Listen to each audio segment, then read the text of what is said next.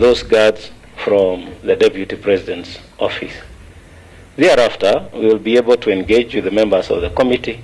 We will seek clarifications, and then once we are done, we'll be able to do a report and take it to the House.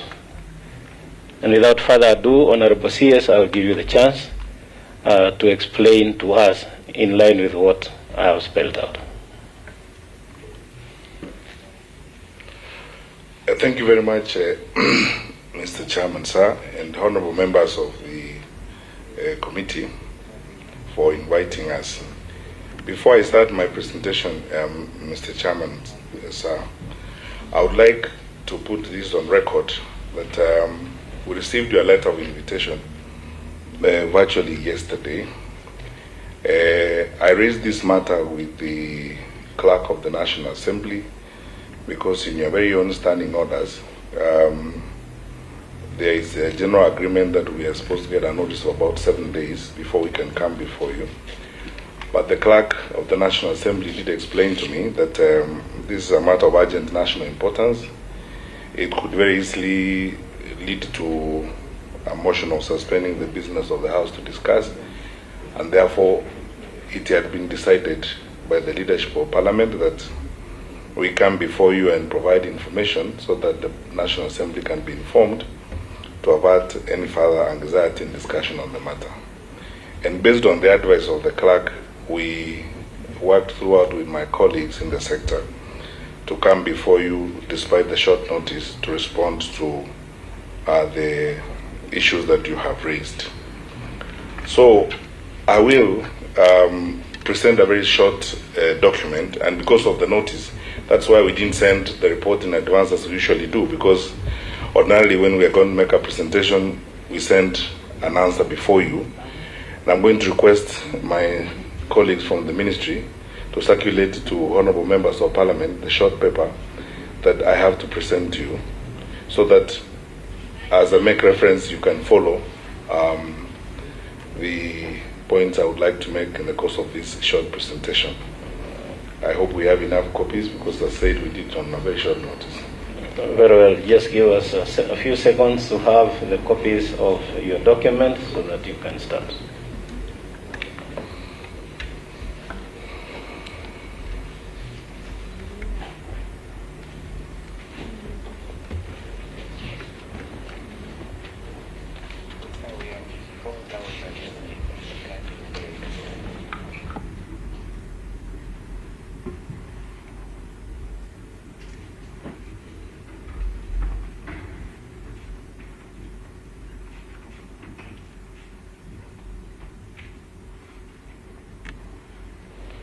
Right, we are ready now. Okay, Mr. Chairman, I will not go word for word on most of the document, but the question you have asked me, which I think occupies everybody right now in the country, is the issue of the security of His Excellency the Deputy President and how we provide security to VIPs and VVIPs in the country. I would like to draw your attention to a document I call Annex 1 that is in blue. In the document you have, because that is going to be the basis of my presentation to you. And if we are all together on that document, on Annex 1, I would like to state at the outset, Mr. Chairman, sir, that we have about 4,000 officers dedicated to the protection of VIPs and VVIPs across the country. And many of them come from the SGB formation, which looks after government buildings, government installations, or what in the police terms we call CIP, with the Critical Infrastructure Protection Unit. And this includes the airports, our critical entry points, critical installations across the country. But the protection of His Excellency the Deputy President and the protection of His Excellency the President is a separate matter. So, Chairman, I would like to be on record on this matter. His Excellency the President and His Excellency the Deputy President are protected by a special formation we call the Presidential Escort Unit. This unit is trained, prepared, and their single or singular responsibility is to protect the presidency, and protect the President and His Excellency the Deputy President. If you look at the diagram that I've given you, and I've left out so many details for obvious reasons because it's a document that is going to be exposed to the public. If you look at the protection of the Deputy President in terms of its infrastructure, is a multi-layered endeavor.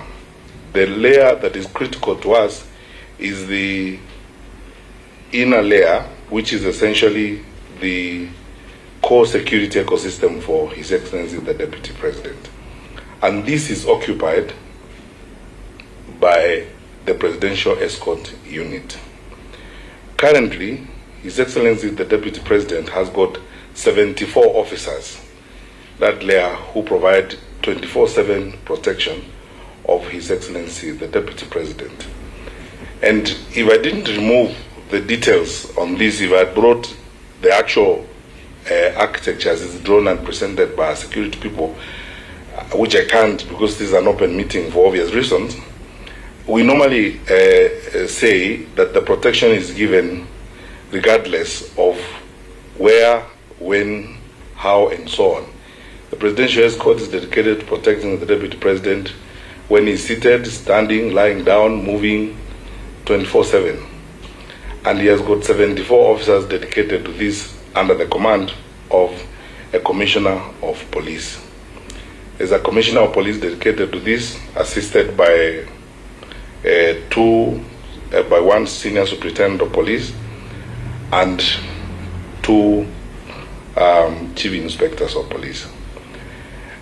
By tradition and by law, that is how the holders of that office are protected. Mr. Chairman, I have taken the trouble to demonstrate to you, because I went back to the records, and if you look at the document you have marked Annex 2, I have taken the trouble to demonstrate to you that the holders of that office have been protected before from that unit.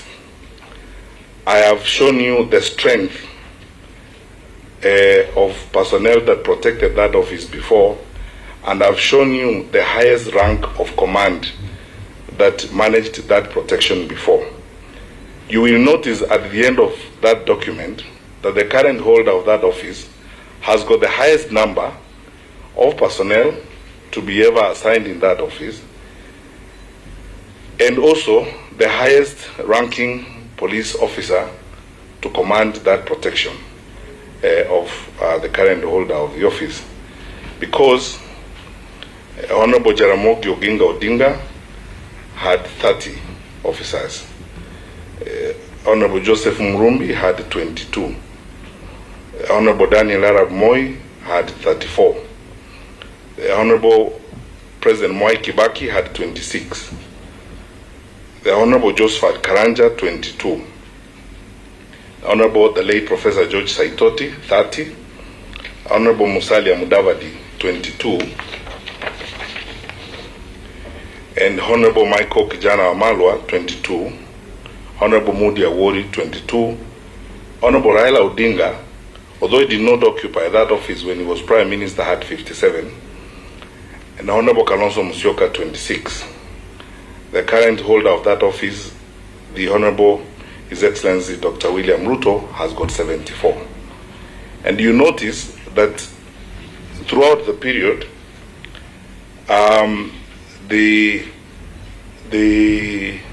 highest ranking officer protecting that office was a chief inspector.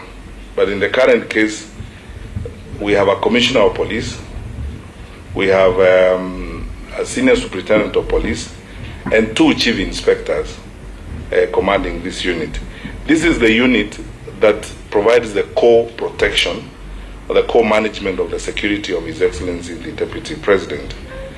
But I'm going to demonstrate to you shortly, again using these documents, that this office is allocated even more officers than those ones. I want to emphasize one point, that contrary to what has been going around in public spaces and comments and some irresponsible discussions that the Deputy President doesn't have protection, he does have protection, because the team that protects the Deputy President is the Presidential Escort.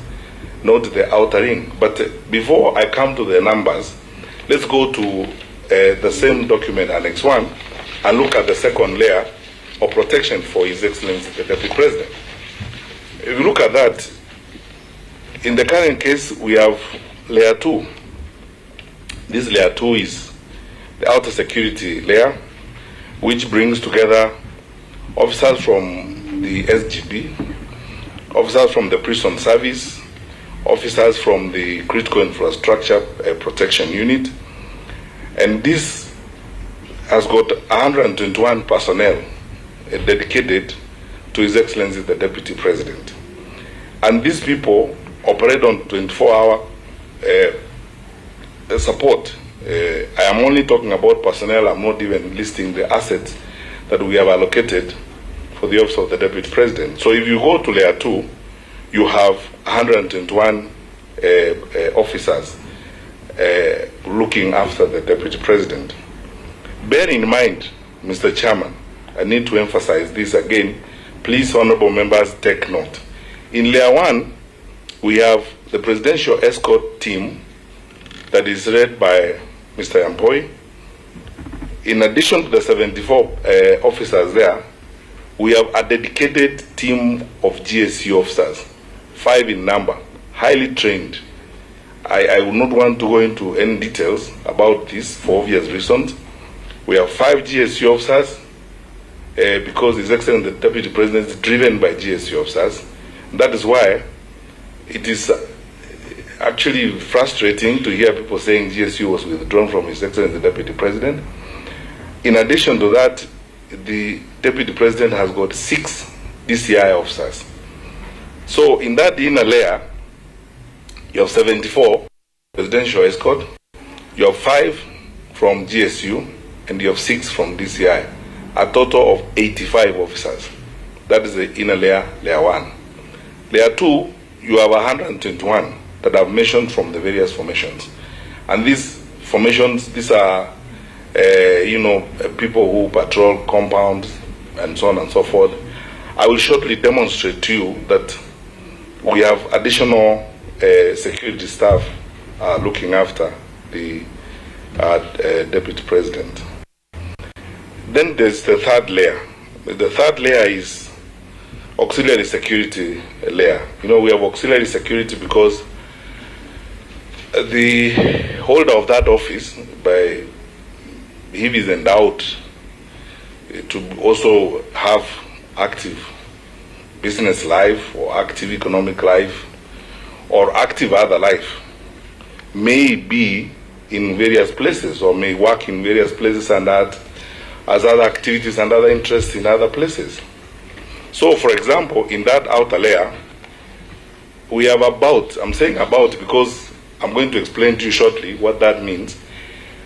There are officers who are assigned by the Inspector General because of a direct request from the Office of the Deputy President to installations either owned by the Deputy President or businesses where the Deputy President is likely to spend time, and therefore his securities are concerned. There are officers who are made available by the local police command depending on where His Excellency the Deputy President's business or activities may be. So we call those ones secondary notifications from secondary role players in his office. For example, if the Deputy President has a farm in Moroni and his manager notifies the sub-count commander in Moroni that this farm belongs to the Deputy President, the practice in the police service is that the local police command will factor in their beat arrangement as they move around. They will factor in X number of police officers who, in their patrol and their movement, will keep an eye on that farm in Moroni because of that interest. So those ones we call, they are made available. They out of that secondary notification. But there are some who, because of the interest of the Deputy President in particular areas, his office requests directly that we avail police officers. And for example, I can't go down the list. The whole list is long, but I'm going to give you about 10 examples of installations where there are police officers, because of the fact that the Deputy President may go there or may have interest or may spend time there, And this is why I said the number of about 51. It could be more than that. For example, Kitengela Gas, where the Deputy President has gas oil business, 6 police officers. These ones are stationed. Western Hotel, about 6 police officers. Because if they are 4 on duty, 2 at night, 2 during the day, there will be 2 other relievers, as it were. Murumbi Farm, Transmara Narok, LR, Transmara, stroke Intona, stroke 34, 395, or about 1,000 acres, 395 hectares, 6 police officers. ADC Laikipia, Mutara Ranch, about 15,000 acres, 6 police officers. These are the secondary notifications. A farm where we are not stationing personnel, but the local police command has been notified that that is an area where the DP may be interested. So as you do your bid planning, you plan your bid with that in mind and make sure that that is okay. Dolphin Hotel, Mombasa, 6.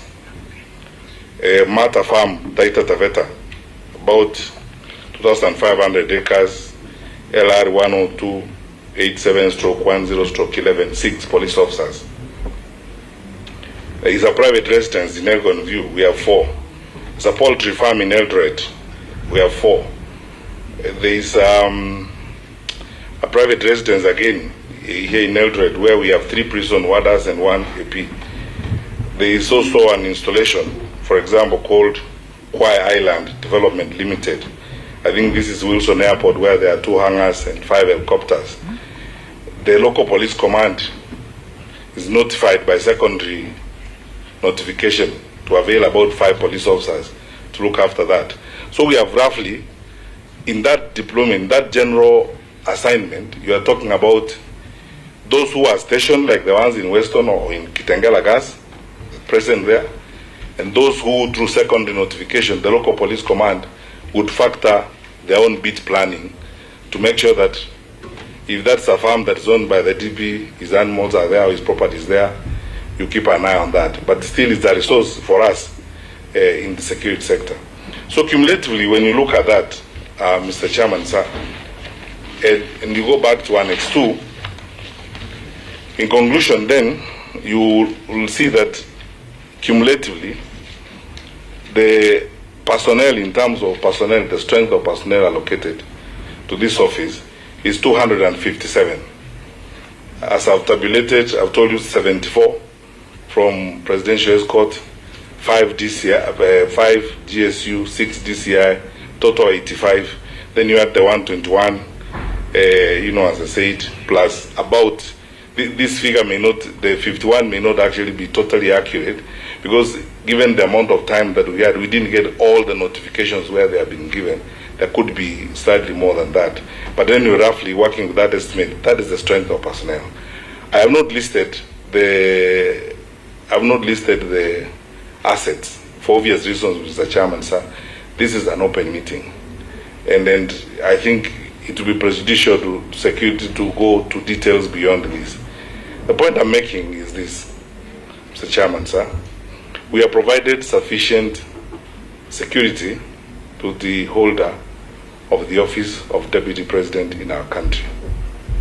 And as the CS in charge, I want to assure both the committee and the country that I am not aware of anything in the past or in the present that has come close to threatening the security of the holder of the office of the Deputy President of the Republic of Kenya.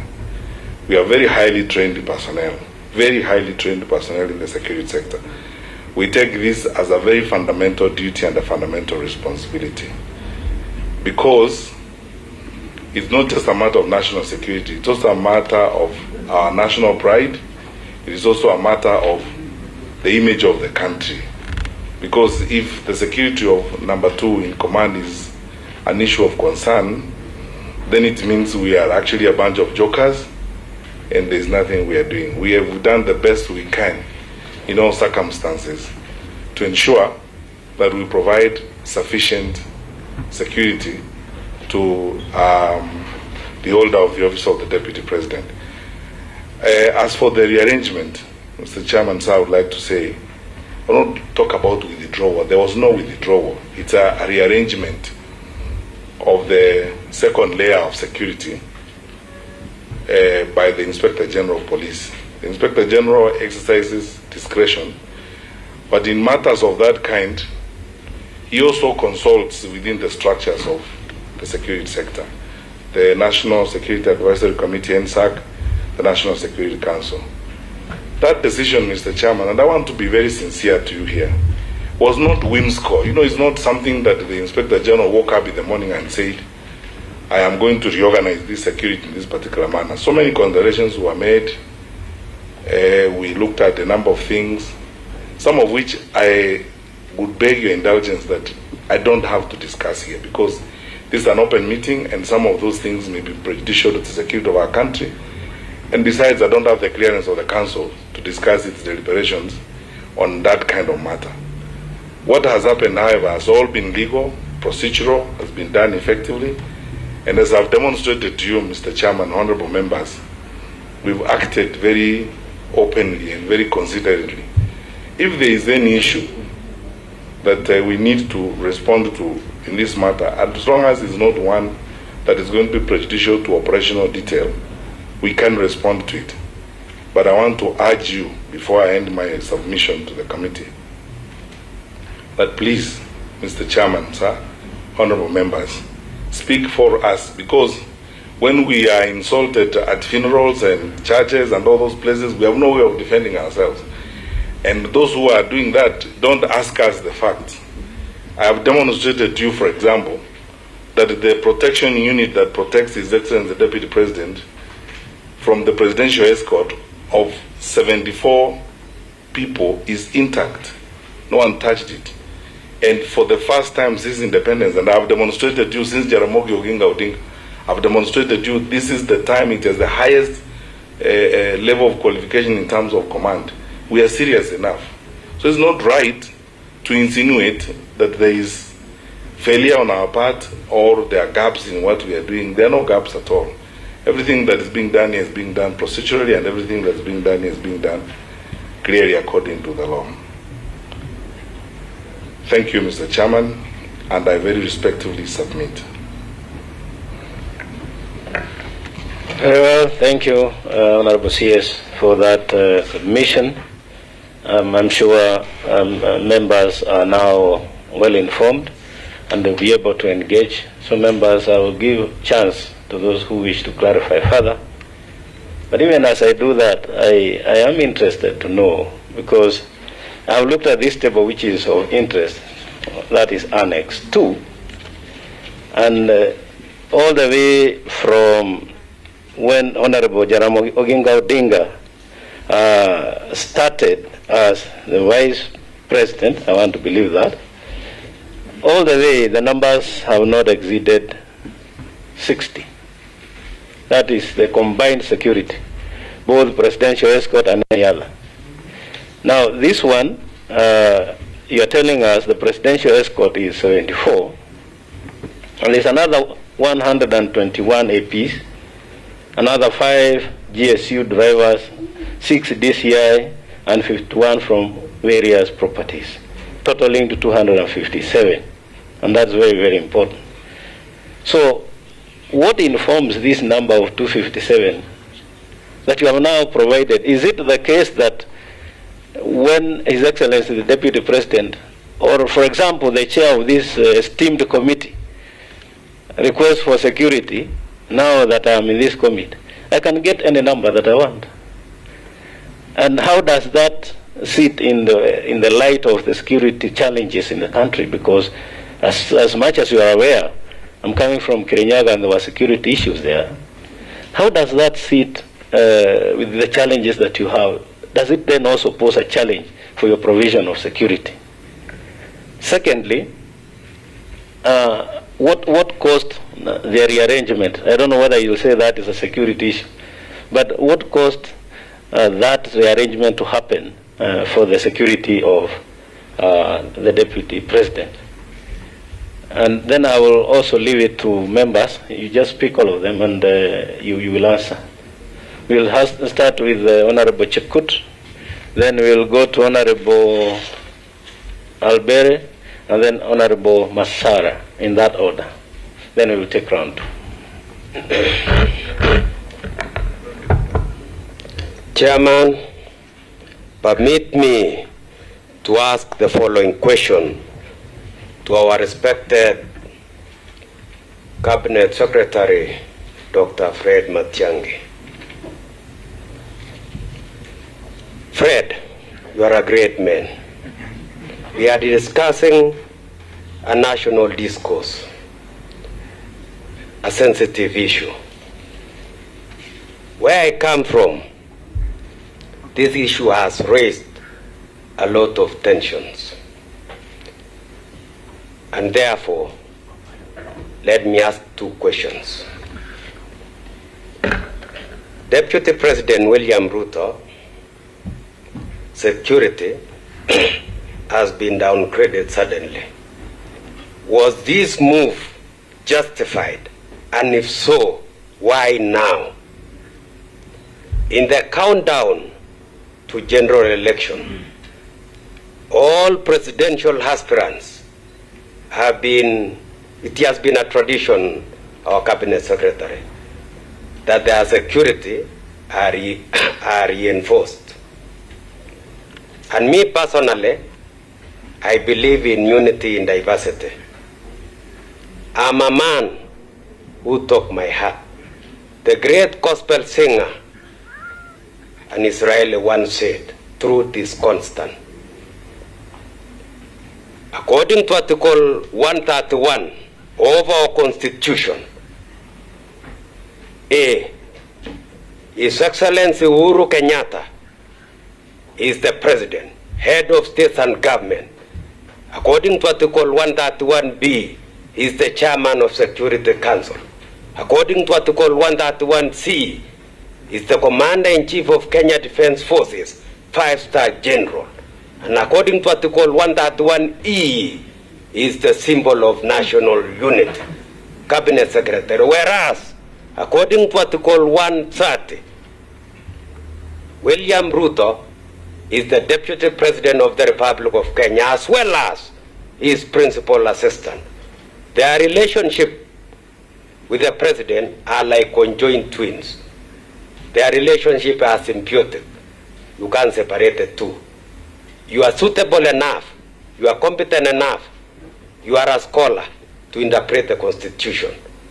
I, William J. Kutai, took an oath of office to protect, to uphold, and defend the supremacy of our constitutional institution and its constitutional institutions like DPP and IBC, just but to mention a few. Having said that, okay, member, now ask the question. You have laid the background. Yeah. Now ask the question. Having said that, Cabinet Secretary, I submit with a lot of, because we want to tolerate each other. Let's tolerate each other. Let's forgive each other. Let's commit each other. Let's accommodate each other. I want you, it is my sincere request that return the security of Deputy President. That is my submission. You will be able to take that, Honorable Albere. Thank you, Chair. And if I may give guidance so that we allow other members also to be able to ask questions. Don't put too much of background. If you can be able to raise the question directly. I want to just go straight to the question, Chair. Chairman, having listened to the Cabinet Secretary explaining, giving us the background of the whole scenario, which we indeed appreciate, that I thought, going by what the media has actually been portraying, is that the highly trained security officers deployed to the Deputy President were the GSU. And after their withdrawal, then the Deputy President is exposed. That is the picture I had. However, I appreciate actually the way the Cabinet Secretary has explained, and I'm actually contented that indeed the Deputy President has all the security required for his protection. However, as a matter of national security concern, I want to ask, did the Cabinet Secretary inform the Deputy President about these security changes, either in writing or verbally, so that he may understand that there are some changes which are about to take place, and therefore he should be made aware? That is one. Secondly, Chairman, I also would like to ask the Cabinet Secretary, other than the security personnel, the physical officers deployed to provide security within the establishments, either the Deputy President or even the President or other dignitaries, as explained in Annex 2, people who had served not only as vice presidents, because we have high dignitaries who have served all their life in serving our country, whether there are other technological gadgets, for instance, like CCTV or even drones for that matter. Because personnel will never be enough to provide security to each and everyone.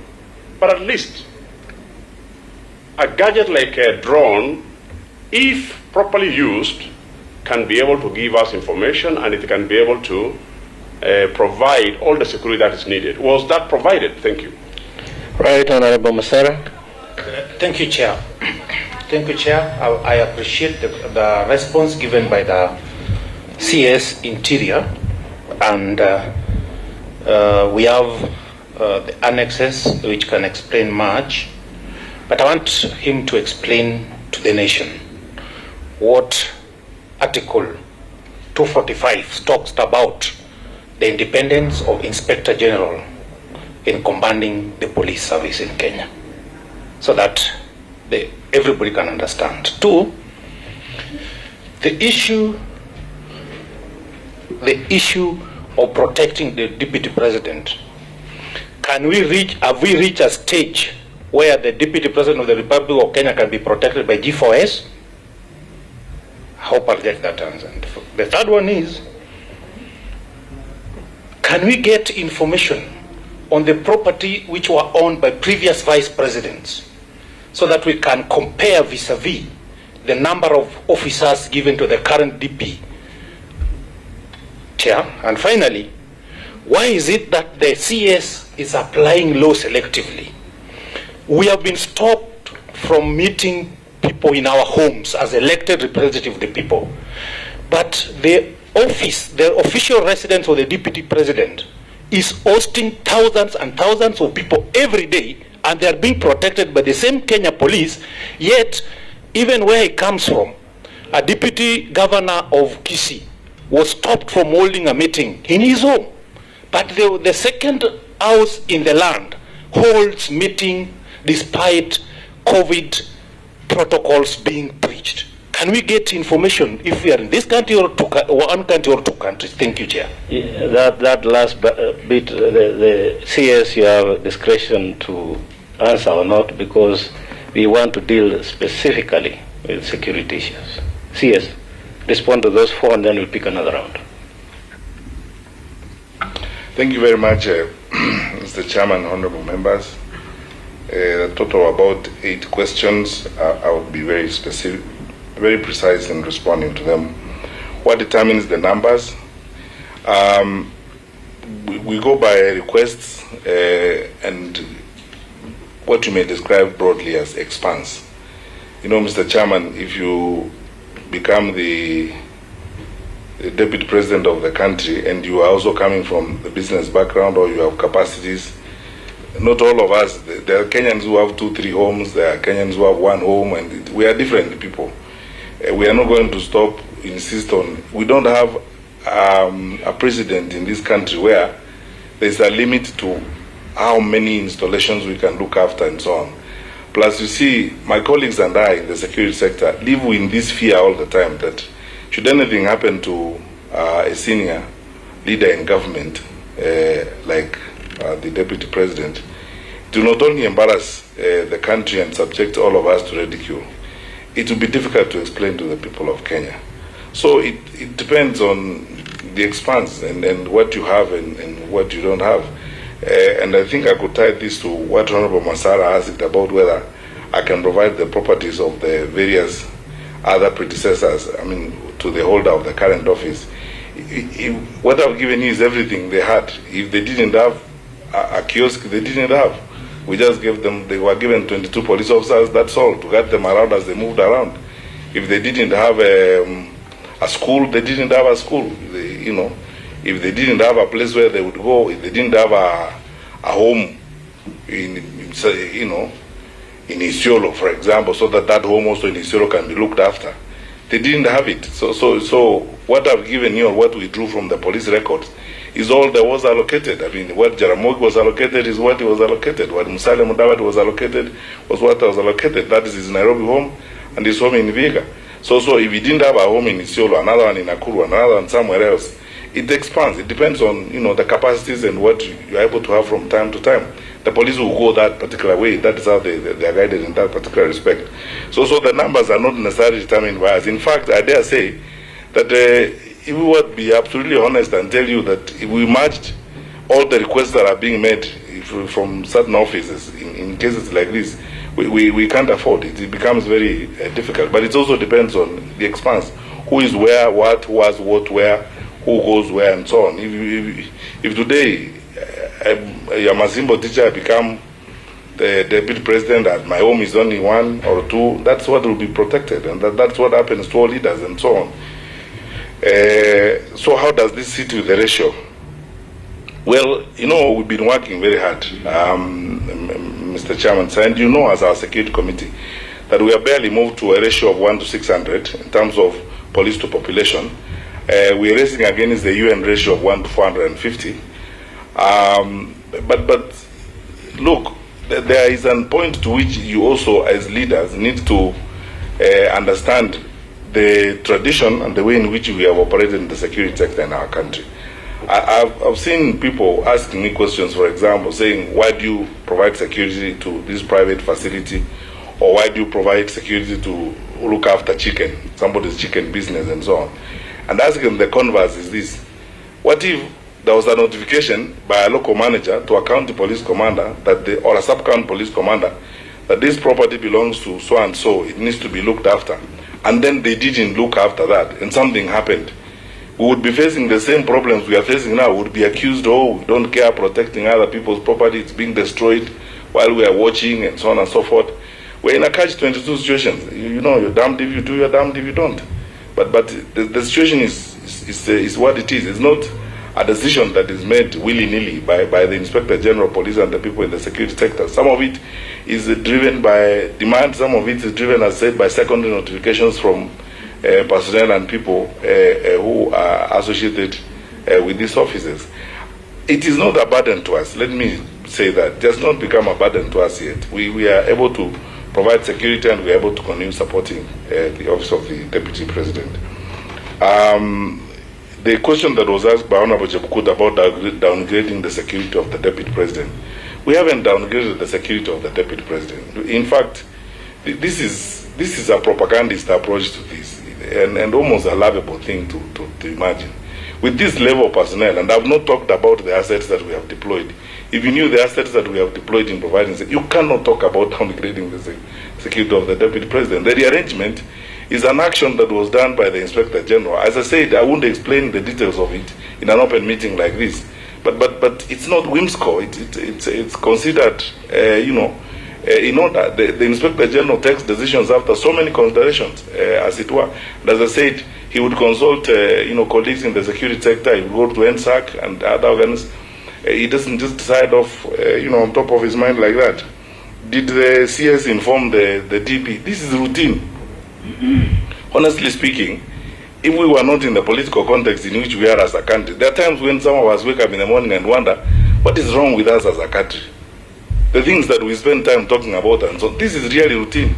If you ask anybody today, if you, Mr. Chairman, if you walked here to Jar House and asked the regional commissioner for Nairobi, who are the chief inspectors around Nairobi, he wouldn't tell you, because we keep moving them around from time to time. He will turn up at Kilimani and a gentleman will introduce himself, I'm the Chief Inspector of Police, this is what I do, and so on. It's routine work. So are you going to spend your time, every time you are doing routine work? Our job is routine, to make sure that we protect the VVIPs in our midst. So are you going to spend time talking about routine things? For the IG, the rearrangement is a quasi-routine assignment. And then this is not something for which I would write a letter to His Excellency the Deputy President. Or why would I write a letter about then I would be writing 10 or 15 letters, because how many times have we reorganized personnel, not just there or in any other installations? I would be writing a letter to every minister. Every time we rearrange security, I would be writing letters to every constitutional office holder, to the Speaker of the National Assembly, to the Chief Justice. Every time we rearrange. Maybe yes, you can tell us, because you have stationed, you said you stationed 74 GSU officers there. Are they constant, the same people, or do you keep changing them? And do you then address the DP, or do you tell him when you want to change them? Or they are the same people who started and are still there? The presidential escort team is an exclusive team across the country. They are exclusive because they are trained, they are prepared for that job. The commanders of that team are people who have been working with His Excellency the Deputy President for a long time. We haven't changed them.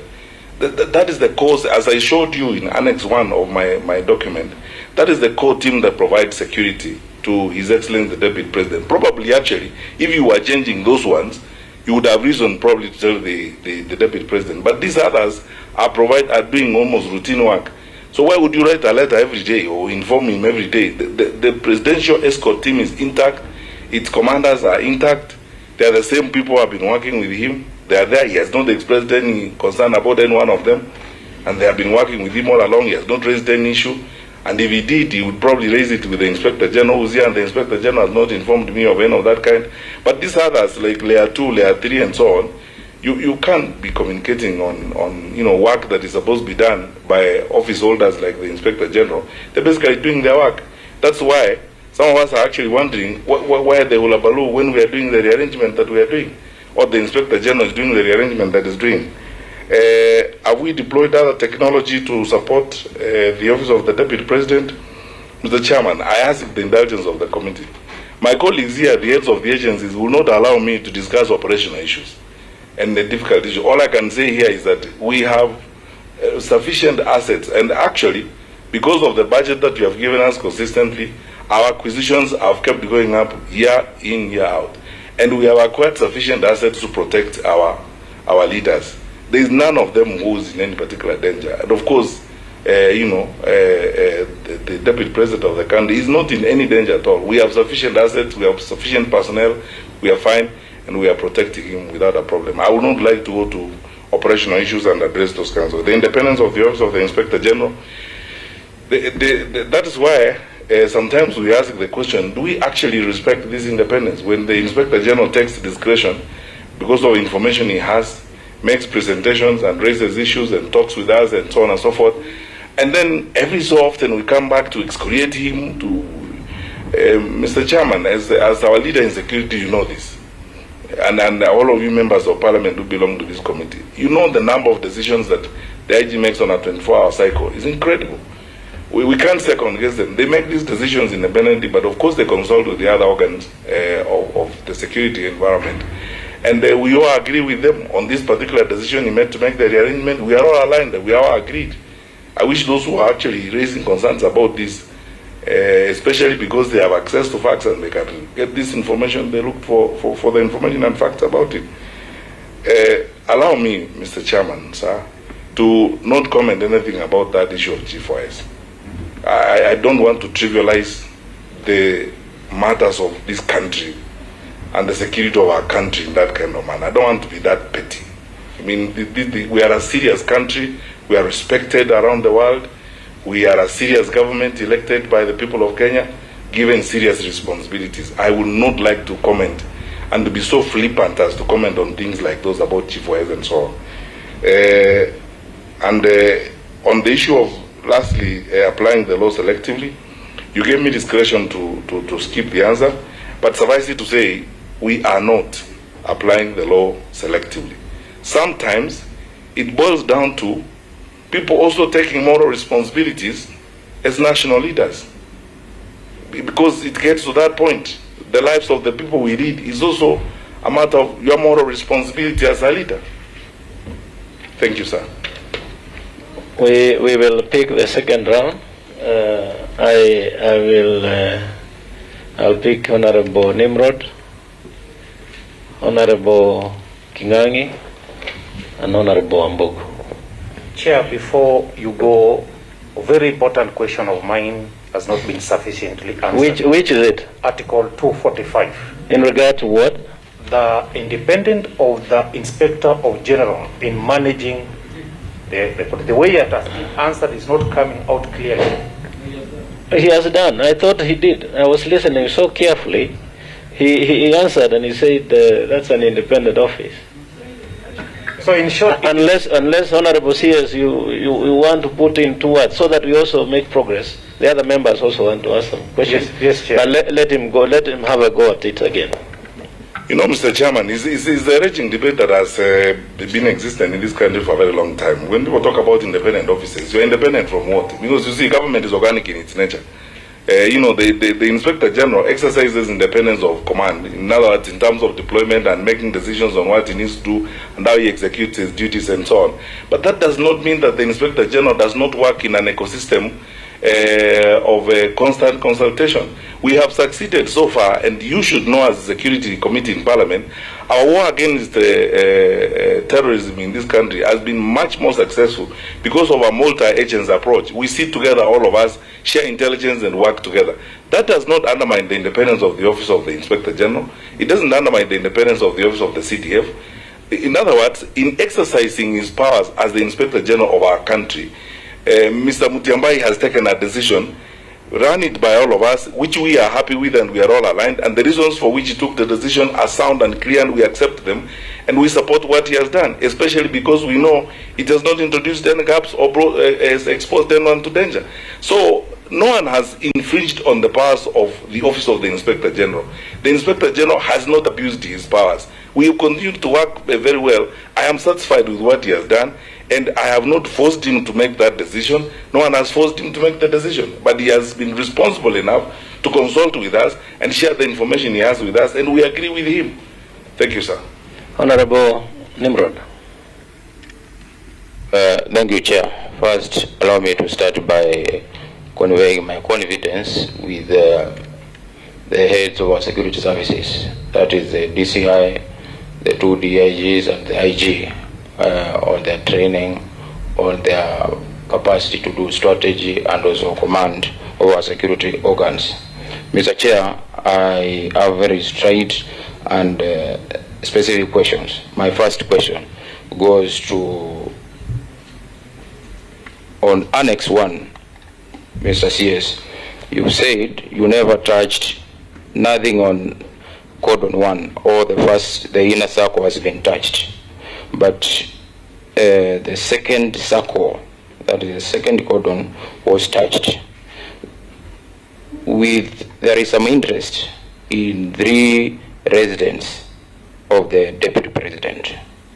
And within the 3 residents of the Deputy President, I think the one in Karen, which also doubles as his office, and another one in Isgoi, and I think it's Nakuru and Eldoret. That one is where the second cordon, we have GSU officers who are undertaking the guarding services of those residences.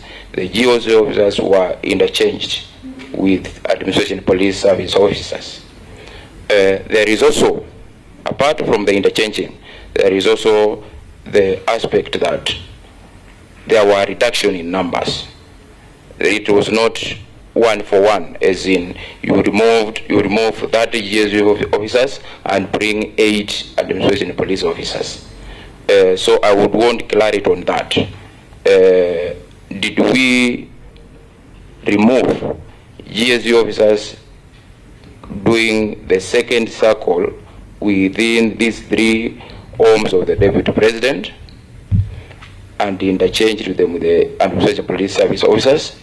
And in that, if that happened, in the course of it, did we reduce the numbers of the personnel, of the numbers of the officers?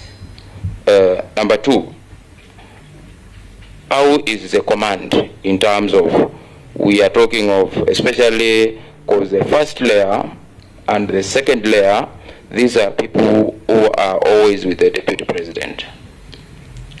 And at some point, they will find themselves at the same place. Let's talk of the current home. The people guarding the general areas and the presidential escort unit. These are all armed officers, are all officers under the IG, no matter where they're coming from. How is the command at that time? Who is in charge? As in now, we have administration police officers guarding the gates and the general areas. Then we have the commissioner of police. Then we have the presidential escort commander. Somebody somewhere, one of the officers has to be in charge of, at a certain point. We can't just have everybody in charge, three commanders from three different units taking charge of the same residence at a particular time. So who is in charge at that time?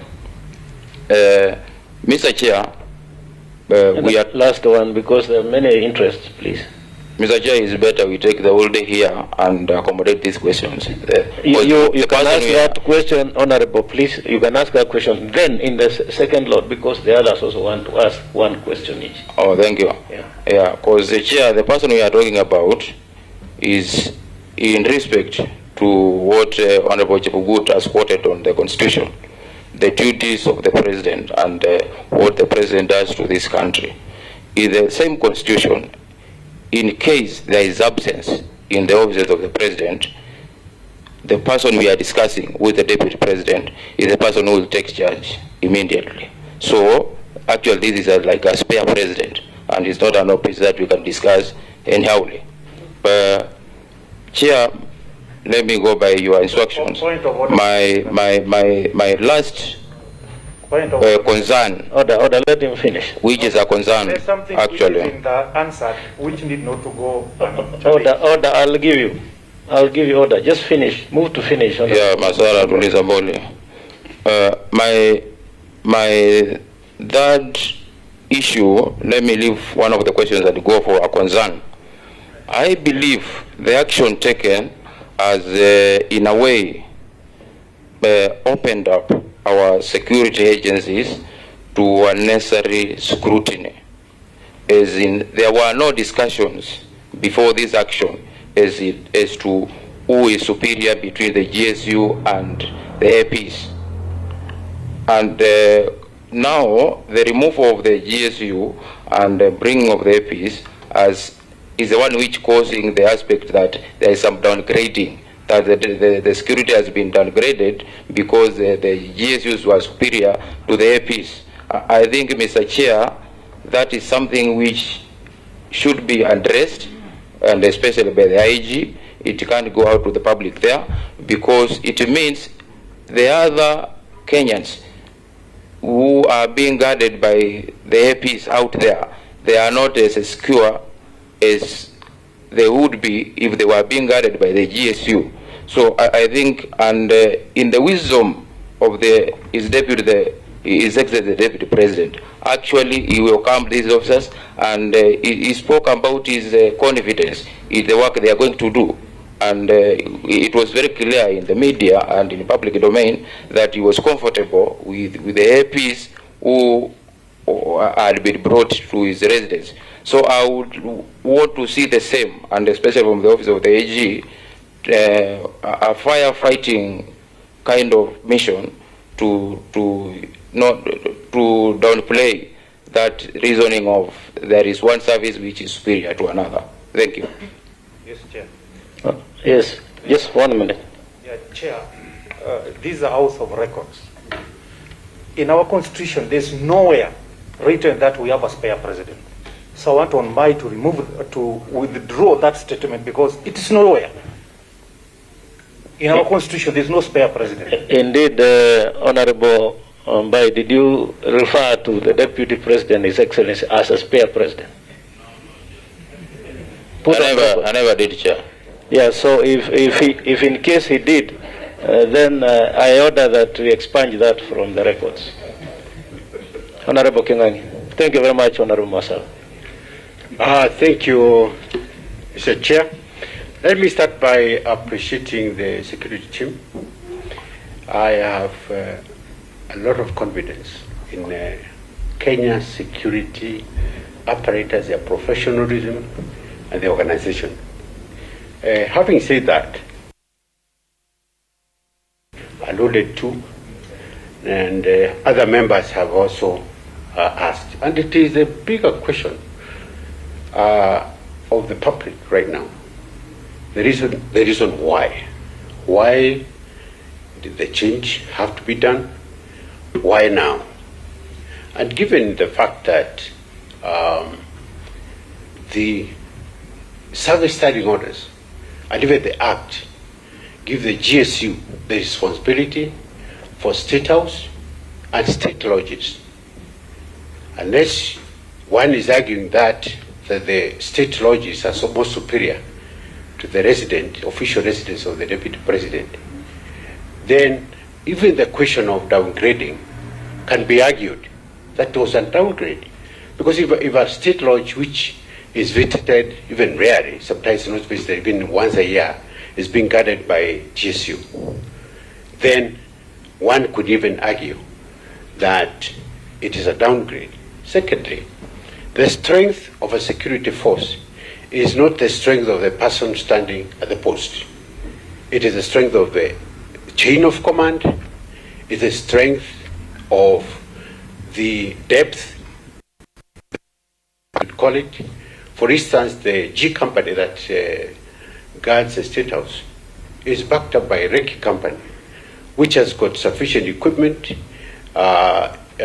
training, and it is configured as to enable that force to intervene if the need be, to be able to do whatever is necessary depending on the circumstances. So if you bring the SGB to the equation, then what becomes of the chain of command? What becomes of the backup plan? How does it work? So the question why it was done, I think it's still pertinent, and I think it's a big question in the minds of the public. Finally, I don't want to dwell into this. I think as much as we talk about the inner security layer and the outer layer, it has been tradition, and it is also captured in the Act and the standing orders that the GSU does protect.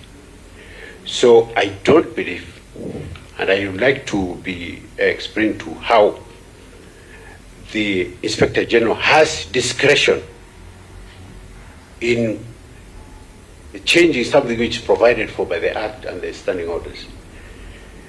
So my question is, why? Thank you. Yeah, I hear that the bigger question around it is, are there GSU officers guarding the residence of the Deputy President? And I think I hear that everybody, and it's cutting across all members. Let me clarify. Yes. The second layer, because that's the argument, that the second layer has been changed, the inner layer has not been changed.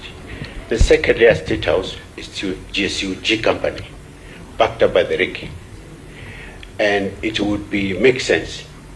It would make sense when the second layer was GSU, backed up by the same Recce company, which has the capability and training to back up. I get.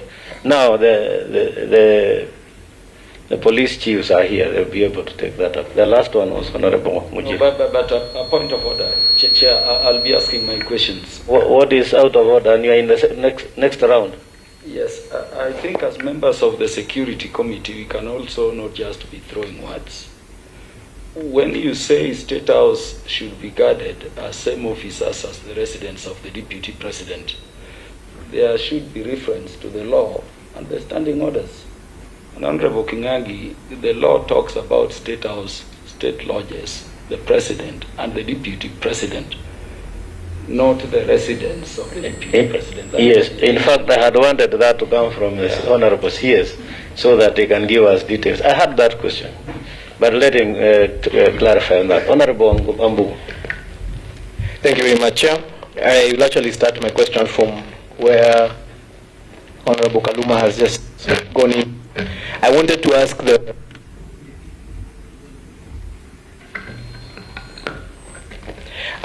the CS to clarify for us, according to the law.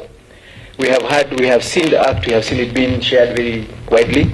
I have heard my colleague Honorable Kenani suggest that the Deputy President's residence should be above State Lodge. That's where I just understood him to be suggesting right now.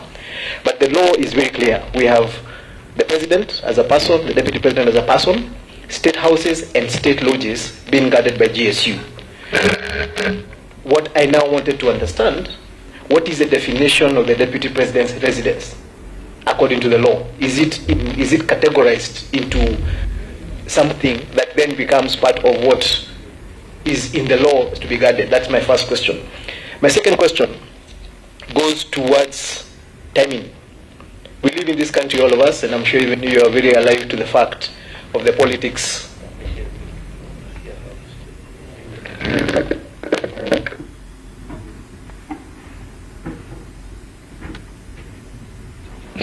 Thank you. I think this is better. But I'm sure you had the first question, so I'll just go to the second one. We live in the country where we are very alive to the politics of the day, and I'm sure you knew that the decision you made was going to be politicized. And I wonder whether you actually factored in how you are going to deal with that. In this time and age, there are going to be people who are going to take a decision like that and make political capital out of it. And I say this because of the very interesting observation I have made. The principal himself, in this case who is the Deputy President, is on record saying he has no problem with the changes that have been made. However, his allies, every single day, are using this to play politics with. And so the question now I have on this... Point of order, Chair. You will allow me... You will allow him to finish, just like... You are allowed to finish. Yes. Yeah, you are allowed you to finish. There is something that should not continue. Honorable Mbai, I allowed you to finish, and then I took the point of order. That's how we shall conduct business. Thank you very much, Chair. The question I was making is, it is on record. The principal himself has said he has no problem with the security arrangement that he has. His allies are the ones who are playing politics with this issue. And now the question I have is, we have a public letter from the Chief of Staff of the principal complaining about this. Then we have the principal himself saying he has no problem. At this moment in time, who do we engage with? Do we engage with the public statements from the principal, as security officers, yourselves and us? Or do we engage on the public or the official statement from the Chief of Staff, or from the issues that are coming up from the allies? My third question. We have a situation, and I want to, it's something about order of command. It has been raised by a couple of my colleagues here, the issue of when you bring in new formations around the Deputy President, is there a structure that takes over that formation and says that now you have come in around the Deputy President, you report to this particular officer, or what exactly happens? I ask that for this reason. When we have a situation where a VVIP has security officers who are police officers, who are then protecting situations that are not legal or lawful, as my brother Masara might have raised, who do you question at that moment in time? You have a situation where police officers are not allowed, are not supposed to allow us to have public meetings. And then I have a public meeting, and my police, my security escort is there with me. Are you able to ask him, as the IG, to give you information of what that particular issue that arose? Because maybe that is part of the problem we're having here. My final question, which actually has been sent to me by somebody from Nyeri, who apparently, I didn't know we were live, is, does the law determine how many officers a VVIP is supposed to have? Is there a constitution? Because sometimes I feel as if part of the reason we're in this problem, I have looked at the historical security of all vice presidents that we have had. The decision that jumped from 30-something, or 40-something, or 50-something, to 257. How was that decision made? And is that what we are suffering from now? Because once you give me, for example, as a member of parliament of Nyeri, if you give me 10 security officers today, and maybe the law says I should have 1, then tomorrow you come at 5, and leave me with 5. I will clearly come and complain that you have downgraded my security, despite the fact that the law says I should only have 1. So part of the problem, and maybe the question you can help us is, how did you make the decision to have 257 officers? And is that what the law requires the Deputy President to have? And at what point do you then reduce them? And does that go against the law? Thank you very much, Honourable Chair. Thank you very much, Honorable Mujiri. And I think I asked that question from the onset. Another question that is troubling everybody, including I asked whether if I want to beef up mine, you can allow that to happen, and you skipped it. Maybe this time around you will be able to address it. But what is out of order? Yeah, thank you, Chair. Chair, we are discussing the matter of security, actually government, the Deputy President, the CS answering questions about security, which is government. I don't know where the issue of allies are coming from. What is allies in government? What is allies in government? Well, I hear you, but I hope it's not me you're asking. If you ask me allies in English, I know what it means. I'm asking through the chair. Honorable Wambugu said is allies. So I'm wondering, we are discussing government and security and the Deputy President. Okay. What is allies? What are allies, Honorable Mujiri Wambugu? What are allies? Thank you very much. I'm actually very happy to answer that question. The reason we are seated here, just explain who allies are. The reason we are seated here, the definition of allies. There was a complaint that was public. That is what has raised us, given us the opportunity to, made us actually summon the CS and his team. That complaint has been public. Allies are the people who are associated with the Deputy President, his friends who are looking out for his interests.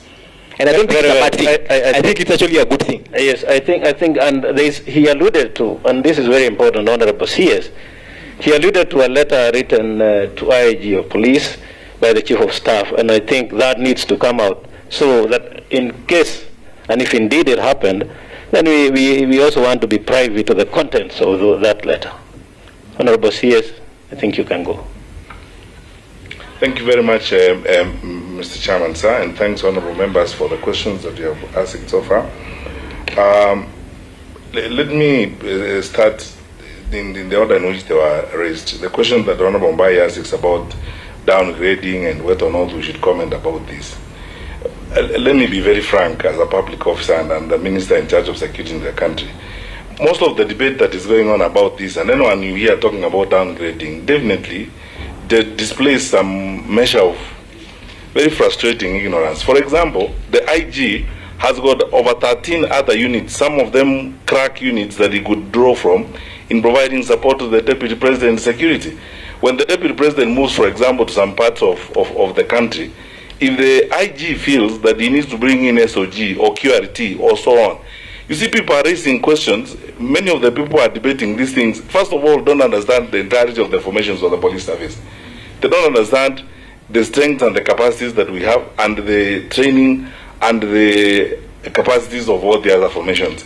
So people have just proceeded from a propagandist easy point of saying you're downgrading the security of the Deputy President and so on. We're not looking at the facts as they are. In that layer too that I have used to demonstrate to you that we actually call these in operational terms support services, because the core team that is supposed to protect the Deputy President is the presidential escort. This is what is prepared to protect the Deputy President. Whether he is driving, walking, flying, what have you, these are the people, it's intact, he's protected. Then support services, the IG has got over 13 units to draw from to provide support services. What tells you that this unit is stronger or weaker than the other one? And over a period of time, given the resources that we have deployed, there are other units that actually you do not know of that probably have got stronger and even better capabilities to do certain things. Because let's look at Article 10 of the National Police Service Act. It's very clear. The IG shall determine the distribution and deployment of officers in the service. And how does the IG determine? He uses the information that is given. He uses the intelligence that he receives. And from time to time, he will make certain changes. Why are we second-guessing the IG in the decisions that he has made, when he has made so many of that decisions, of such decisions in the past on other areas? And we have demonstrated clearly that the deployment in terms of personnel and asset that we have given to protect this office and the holder of this office is very strong. In fact, Mr. Chairman, some small counties in this country, like Vihiga and Nyamira, for example, probably don't have this kind of deployment, and in terms of even assets, as it were, in providing the support that we are providing to this office. So the question of downgrade, and I would like to sorry, what did you say? I'm saying that there are some counties that are smaller in the country. The smaller counties like Vihiga, for example, probably don't have the strength of deployment and capacities and assets such as we have deployed to protect the holder of this office. So when people jump up and say, oh, you know, there's downgrade and so on, in quality and operational terms, you'll have to go into an operation room and listen to the director of operations tell you everything about this before you make that kind of conclusion. I want to state here again categorically, for the record, there has not been any downgrade of the security of the deputy president, period. So this banding words around really, honestly, is not fair. Why was this done? I explained to Mr. Chairman. I am willing to discuss that, but I can't discuss it in an open meeting, because that is tantamount to sharing the notes of the National Security Council or the Minister of the Council in an open meeting like this, and I have no clearance to do that. Why and the background to this rearrangement, I cannot discuss in an open meeting, because I'll be going deep into an operational issue. Are you able to discuss in camera if you have clearance? Do you have the clearance to discuss in camera? If you provide, this is the committee that oversees the issues of security. If you provide an in-camera proceeding, maybe I will discuss that. I will be able to explain the background to that. But I can't explain it in an open meeting like this, because now I'll be moving into the realm of operational issues, and then my colleagues here, the heads of the agencies, will not allow me to go into operational issues in an open meeting like this. It's clear. Let's just be very frank with each other, Mr. Chairman, honorable members. The Deputy President's residence is not a state lodge. It is not a state house. The law is very clear. It's black and white. It's a residence. It's a residence of the Deputy President. It's not a state lodge. It's not a state house. You know, there's some things which look or sound politically sensible, but frankly, when you go by the law, they don't. How would you come up and use phrases such as are being used and so on? The framers of the Constitution, you are the legislators. Give me a law to work with on this basis. Give me a law that designates the residence of the Deputy President and makes it a state lodge. Then, on the basis of that law, I will gazette it. The gazettement of state lodges is very clear. The law is clear. The record is there. You know, the state lodges and state houses that are supposed to be protected by GSU. The residence of the Deputy President is neither a state lodge nor a state house. Sasa mimi nafikiri hapo, Mr. Chairman, ni sawa. Just proceed with the rest. Yeah. So the question of the politics of the decision that we made. You know, we are public servants. We are public servants. We work in a manner that we know we are going to be accountable to the public through members of parliament, through a committee like this. When we take decisions, we don't wake up in the morning and look at the weather and look at this. We make a decision that we believe is right to make at a particular time. We know that there are certain times where some political practice comes with some sympathy addiction. You know, the sympathy addicts who will look for sympathy over anything. And we have watched that sympathy addiction around the country, where, you know, people draw sympathy over everything, you know, so on. But you see, let me ask you a question. As people who expect these wonderful, good people seated on my left here to provide security for you, how would you operate in an environment where they wake up in the morning and check the political temperature, the weather, before they make decisions? We believe in making right decisions. And the decisions that are right and necessary will be made, regardless of the time they are made. And as I keep saying, we in the security sector, we don't do this work to be popular. We would rather be right than popular. We want to do what is good for the country, what is good for the officers that we have been given to look after. If I had an opportunity and explained to you, and Mr. Chairman went into details about how this decision was reached at, you will be very happy with us, because you will know that we have made very serious considerations And this Inspector General, this gentleman seated to my left here, is a very considerate and very responsible public servant. So to cast aspersions and say, oh, you know, why was this done and so on, this is not a whimsical decision. It was a culmination. But as I said, I can't discuss those considerations in an open meeting unless, you know, you have an in-camera session at which I can discuss that, and I will share with you to an extent about that. The question of responsibility of police officers. You know, Mr. Chairman, this gives me an opportunity to respond to something that everybody asks me all the time. When public officers, for example, when members of government go to court and they are charged, for example, with murder or with very serious crimes, why does the Inspector General withdraw police officers from them? They do that because you don't want to put officers in conflict. Because you cannot get officers and tell them to go and commit a crime or to accompany you to commit a crime, as it were. I understand and I hear you, honorable members, when you are saying if we are breaking the law, we are breaking COVID regulations, and we are in the company of police officers, what are we supposed to do? We all start, first of all, with the fundamental good faith in all of us. And as I said earlier, there must come a time in the positions that we hold when some of the actions we take are driven by our own moral positions. So if those leaders, some of them senior in society, feel that what they are doing is the correct thing, of course, it's for the public to judge, but we have kept pushing our police officers, and I am aware, because the Inspector General has told me, that he remains in constant communication with senior police officers in the command of those who guard such VVIP officers to ensure that they also assist in ensuring that the law and order is maintained. We hope that this situation will improve, but I can hear the concern that the honorable members have, and will continue to work at it. Is there alone the number of deployment? There is no law. I'll be very happy if you enacted one. Maybe if you actually enacted one and said, for every holder of an office, you'll be entitled up to X. It will be very happy. I mean, we will all be very happy, and I'm sure that the gentleman to my left will be very happy, because it will make their work much easier, as it were. But now, as it is, I gave you this example, Mr. Chairman. If today, for example, the holder of that office requested that I have a butchery in Rongai, and I need the butchery to be guarded, and you refused to guard the butchery, then the butchery was attacked tomorrow. I mean, if we are insulted now, look at how we are being excoriated for just a routine reorganization of security. Can you imagine what would happen to us if that happened? So when a request comes, we accede to it. And then we keep moving forward. And all these wonderful men in the police service are doing so in good faith. And the question CS then was, up to what extent will you keep on acceding to requests? Up to which number will you then stop?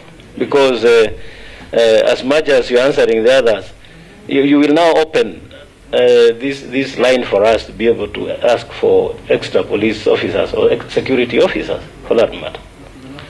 Well, please enact a law. I think let's end the debate there. If you enacted a law that brought about limits, that brought about talked about numbers, and then we can be able to solve that problem once and for all. The letter from the Chief of Staff that was written to the IG and to the Inspector General, to the Head of Public Service, and copied to our PS, Dr. Kibicho. You know, the less I said about these things, the better. To be very honest with you, because of one thing.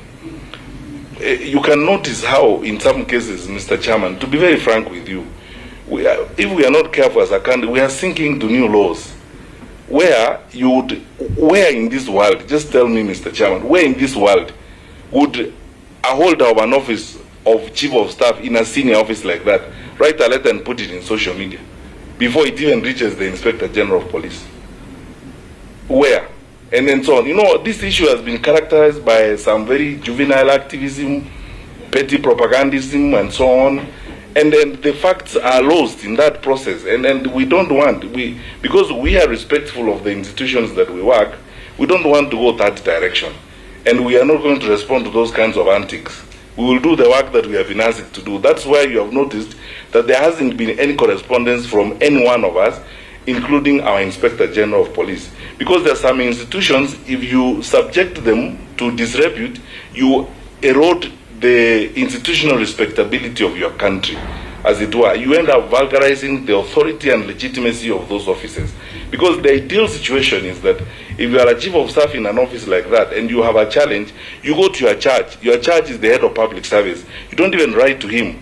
You pick up the phone because you have an extension to him, and you ask the head of public service for a cup of coffee, and you discuss those things internally. This new wave where everything is written and sent to social media, this propaganda attitude. We have a responsibility, Mr. Chairman, and I want to undertake to you as a public servant. We have institutions, we inherited these institutions, and we have a duty to hand over institutions to the next generations that are intact with the respect that they deserve. The respectability of security sector institutions is not going to be vulgarized and dragged through the mud because of sympathy addiction and all that kind of thing. Thank you, sir.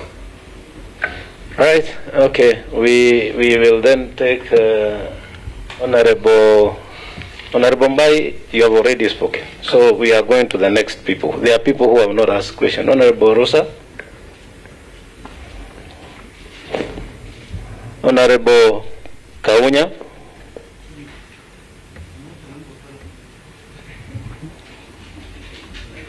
Honorable Shurir. Thank you, Chair. Chair, first of all, I'd like to thank you for having been proactive, given that the matter we are discussing today has really been around and is causing a lot of tensions. I'd like to thank you for having been proactive. In the same breath, I'd like to also thank the CS for giving us such a detailed explanation. The reason why I'm thanking the CS is because information is power. And what is happening today in this country, Mr. Chair, is that we are being governed by propaganda. When I look at the details that the CS has given, Chair, I feel sad. I'm saddened to know because what the country is being fed on is that the security detail that is in charge or is responsible for the security of the person of the Deputy President has been tampered with, has been withdrawn, and therefore he's been left exposed. When I look at the presentation that is before us, it is clear, and thank you, CS, for giving us this history. When you look at the history of the security detail in terms of the presidential escort unit for each of the former vice presidents of this country, it is clear that none of them had more than 14. All the former vice presidents had no more than 14 presidential escort units who were responsible for the security of the person of the vice president at that particular time. But it is clearly demonstrated here that the current holder of this office has 74 against 14 of all the former vice presidents. And this is why I'm saying that it is good that we have this information now so that the country can breathe and stop being governed by propaganda. When you compare the 74 to the 14, I will go further and look at the security in totality, where the current office holder has a total number of 257 or thereabout, either looking after security in his person and also security of his businesses or private businesses. 257 against the highest of 57 of the Honorable Raila Amolo Odinga when he was the Prime Minister at that particular time. So we are comparing 257 with that highest of 57. The reason why I'm bringing up this comparison is that so that Kenyans can actually see the reality that indeed one office has 257. This clearly brings me back to Animal Farm by George Orwell, where it says that, indeed, we are equal, but some people are more equal than others. And the demonstration here clearly shows that if you are a holder of the office of the Deputy President, you are indeed more equal than any other Kenyan. And Mr. Chair, I'd like to request the CS at this particular point, because I know Kenyans are watching, Kenyans are anxious, Kenyans feel exposed and unprotected. Could you kindly, in a very gentle manner, also let us know that as much as we are discussing the security of the Deputy President's office today, how exposed are these Kenyans? What is the ratio of this police security to the Kenyans? I would like to request for that. I would also, my second question, Chair, and I was quiet when everybody was talking, so I just request members to also give me that opportunity. Honorable Peter Masara, my second question. You let Honorable Rosambu speak, and then you'll ask after that. If there is a point of order. Yes, point of order. That is how we are conducting business. Yes. Please.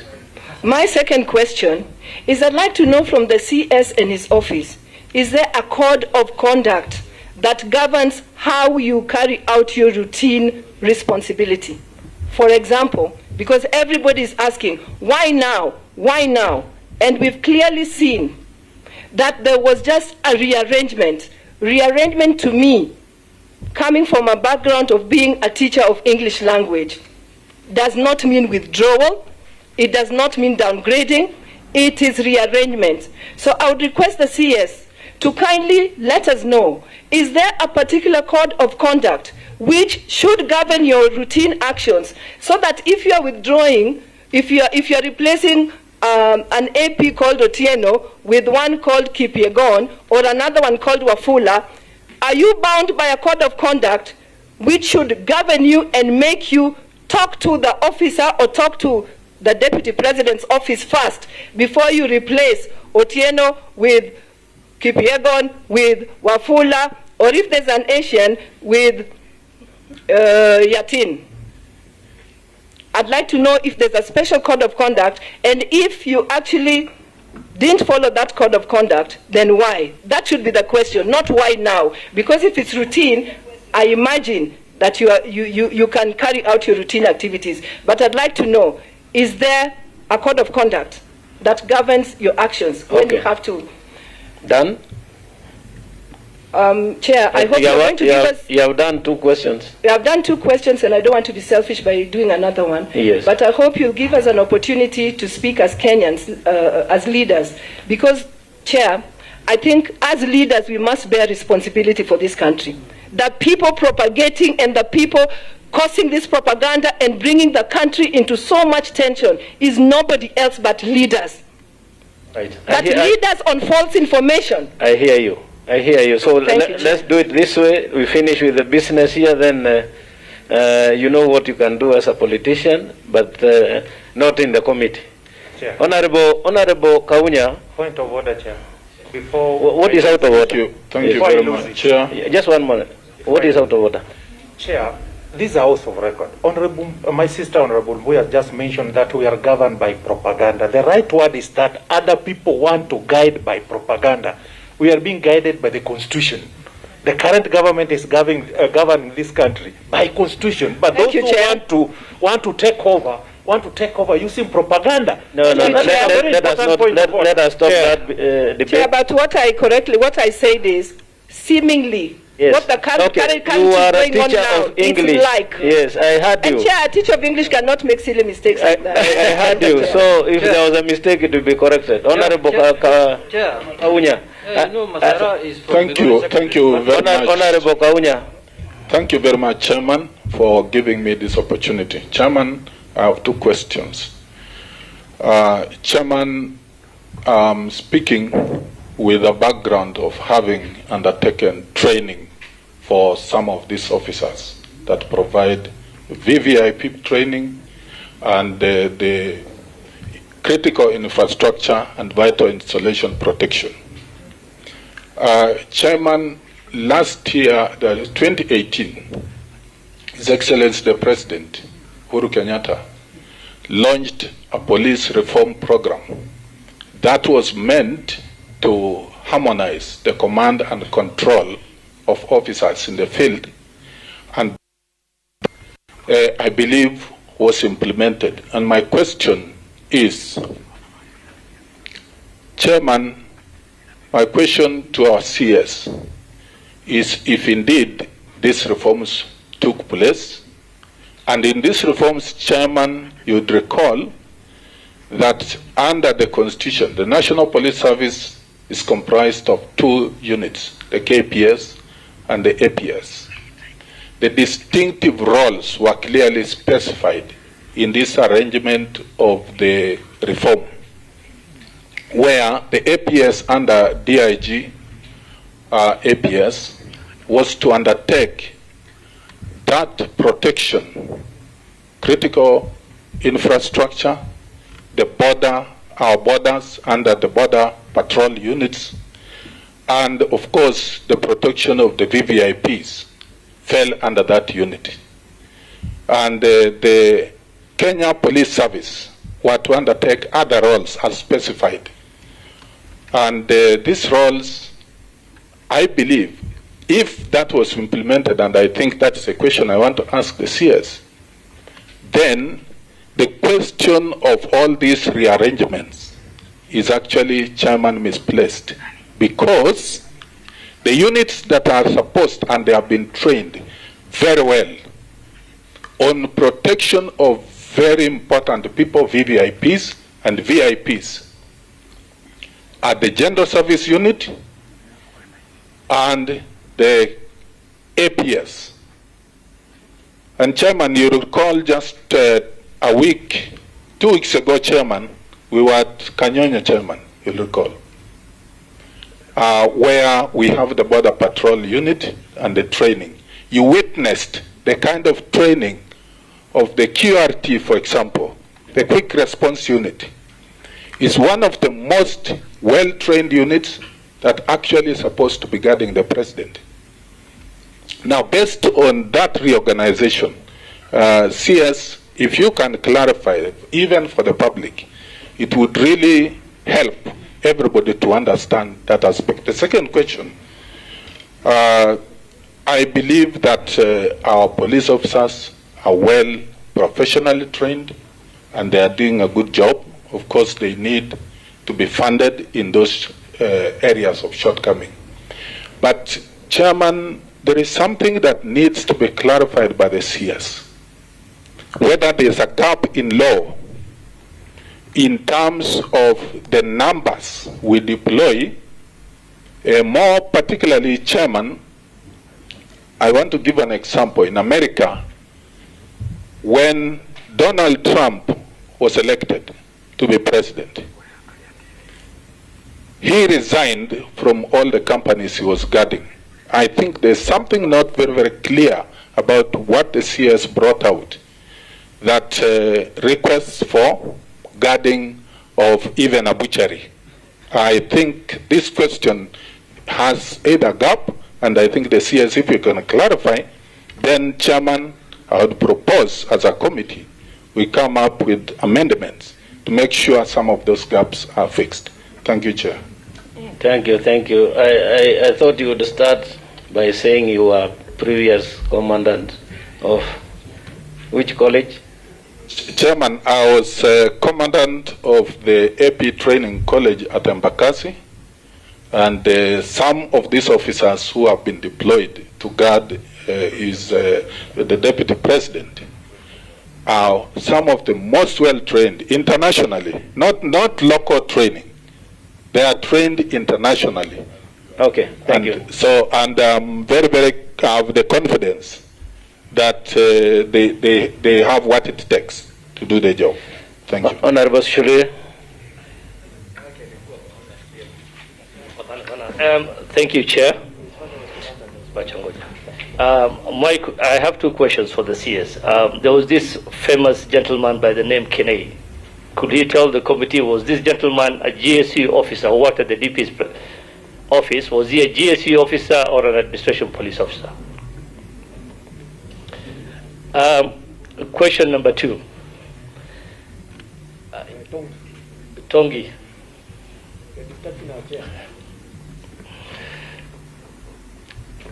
I think he came here because he's from, is it Nyamira Map?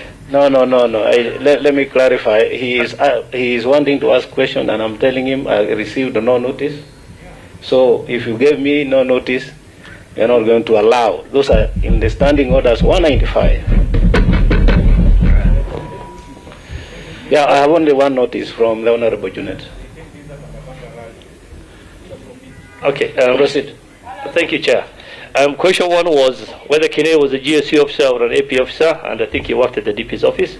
Question two, the CS did mention he cannot share the reasons as why the changes occurred because of operational reasons.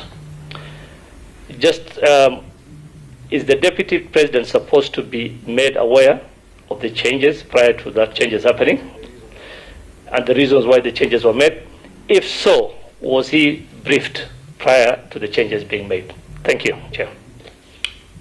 That question had been asked, so you can only maybe go over the answer again. Now, Chairman. Honorable Bai, because there are people who have not asked questions, and they are members of this committee, and they need to engage. So allow your colleagues. Clarification, Chair, not a new question. Not clarification. Okay. Let the others finish. Be fair to them also. We want to take final round because of time. So, Honorable CS, I want to take the remainder of the people so that then you can answer all of it together. Then we come to a close. Is that okay? Or is it too heavy?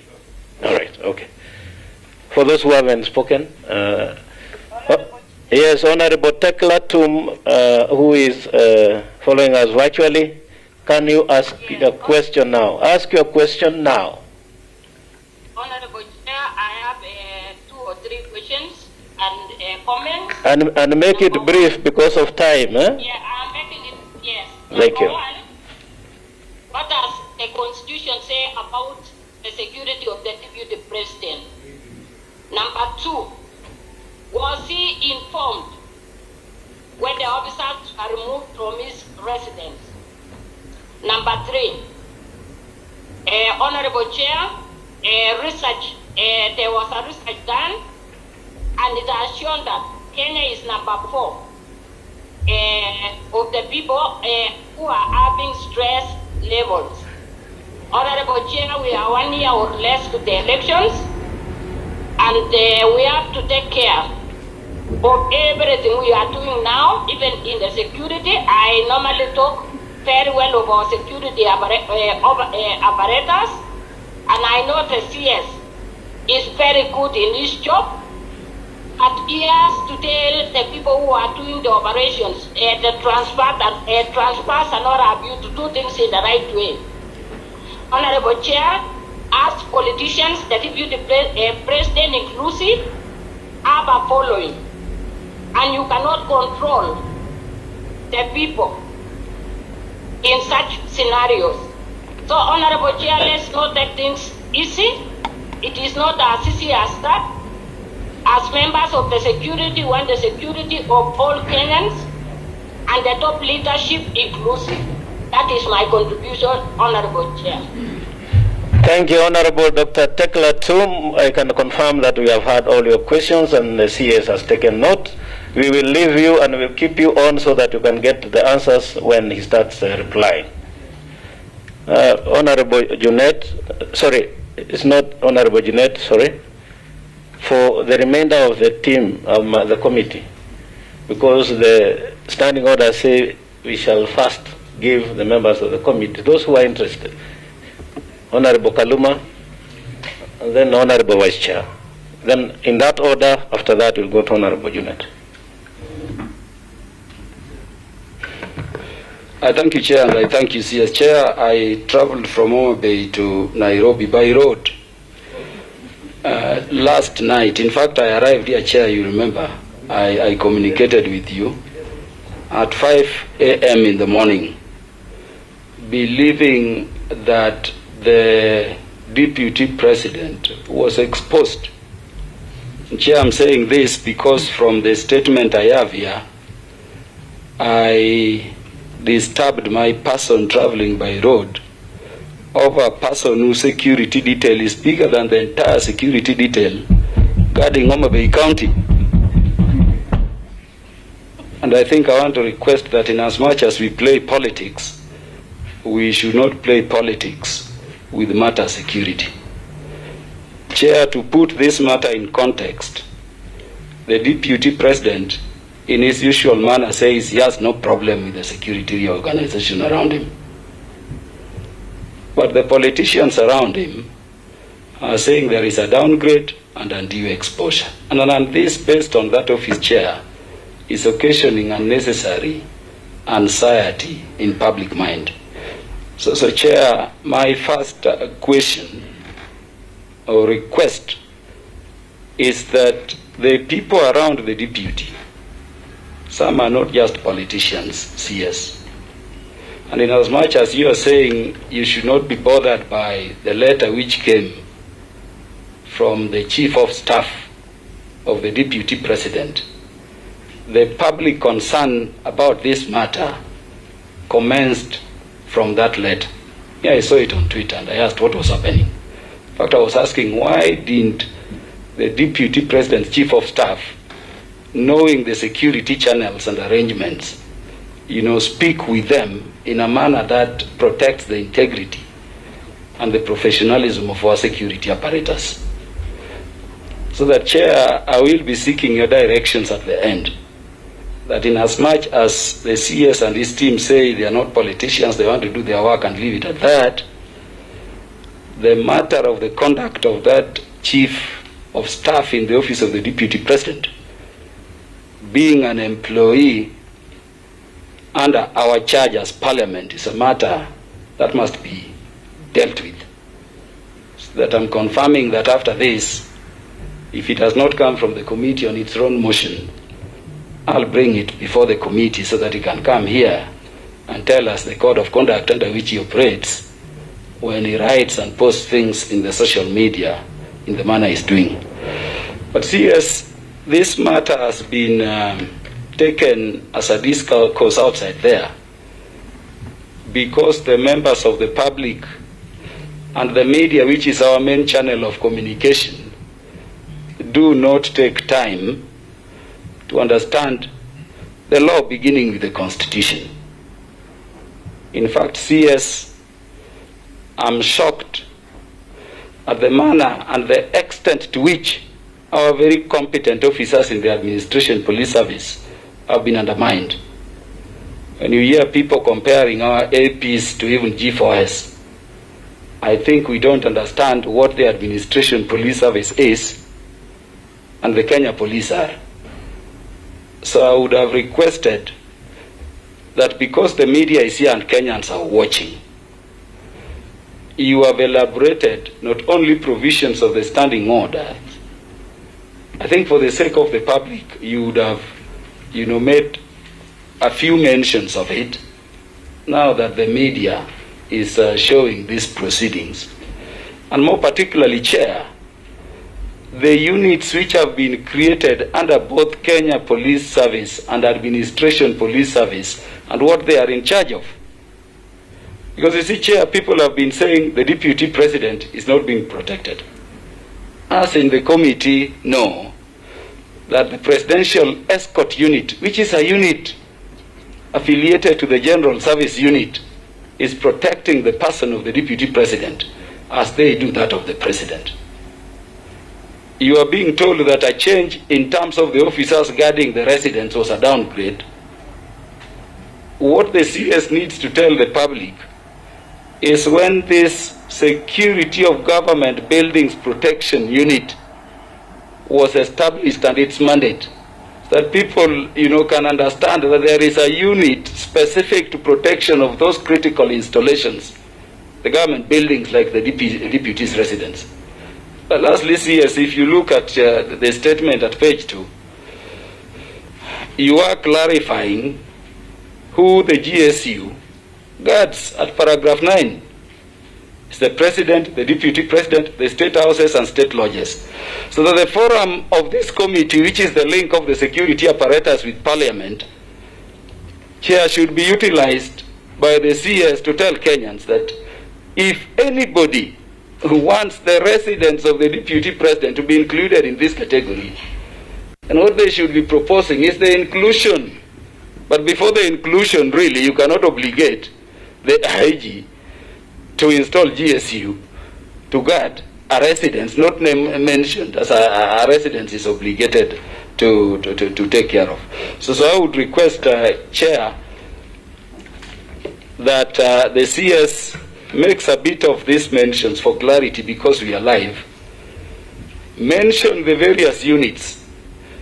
I imagine, Chair, that even the Border Patrol unit, the anti-stock theft unit, even this GSU, clarify to Kenyans whether they are under Kenya Police or Administration Police, so that people can understand these things.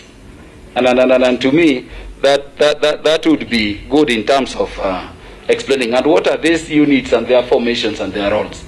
But Chair, I regret we have taken too long playing politics over an office that is protected more than my county. And that is the aspect that saddens me. Honorable Vice Chair. Chair, let me also join my colleagues in thanking the CS for really telling us the truth and also telling the Kenyans the truth. Matter security, Chair, is something that you cannot compromise as the committee, as the members of this committee.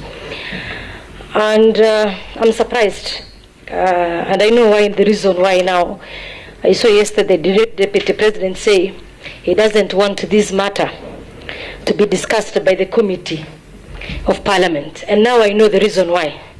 Maybe he didn't want Kenyans to know the truth.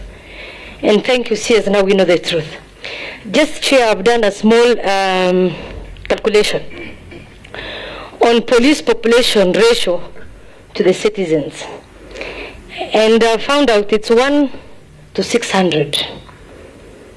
1 to 600. One person has 257 officers, Chair, meaning 254,200 Kenyans are exposed. And this is a person who calls himself a hustler.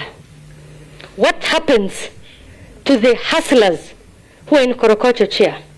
What happens to the ordinary Kenyans who live along the borders, especially where I come from? That is for the CS. Just a question to the IG. CS, you told us there is direct request from the VVIPs or the Deputy President to the IG. All these officers who allocated him, was it your predecessor IG or it is you? If it is your predecessor who did this, then I understand you want to now do rearrangement or change things. So maybe you can tell us, was it your predecessor who did this mess, or it is you that you want to come and correct this mess? Lastly, my chair to CS, we have been seeing politicians who have been faking arrest so as to blame the security so that they can have sympathy, incite Kenyans, so that they can be seen like they are the lesser or they are being treated unfairly. And it happened many times. And we have not seen any arrest to the politicians or any person who has been faking or spreading propaganda. So we want you to proceed and do arrest. If you could have done these things before, maybe today these things, we could not have been discussing this. So we want you to do your work. Nobody should intimidate you. This committee is the committee that oversights your ministry. Kindly do your job, do what is right, so that Kenyans can have hope, and that is what we want to see. Thank you, Chair.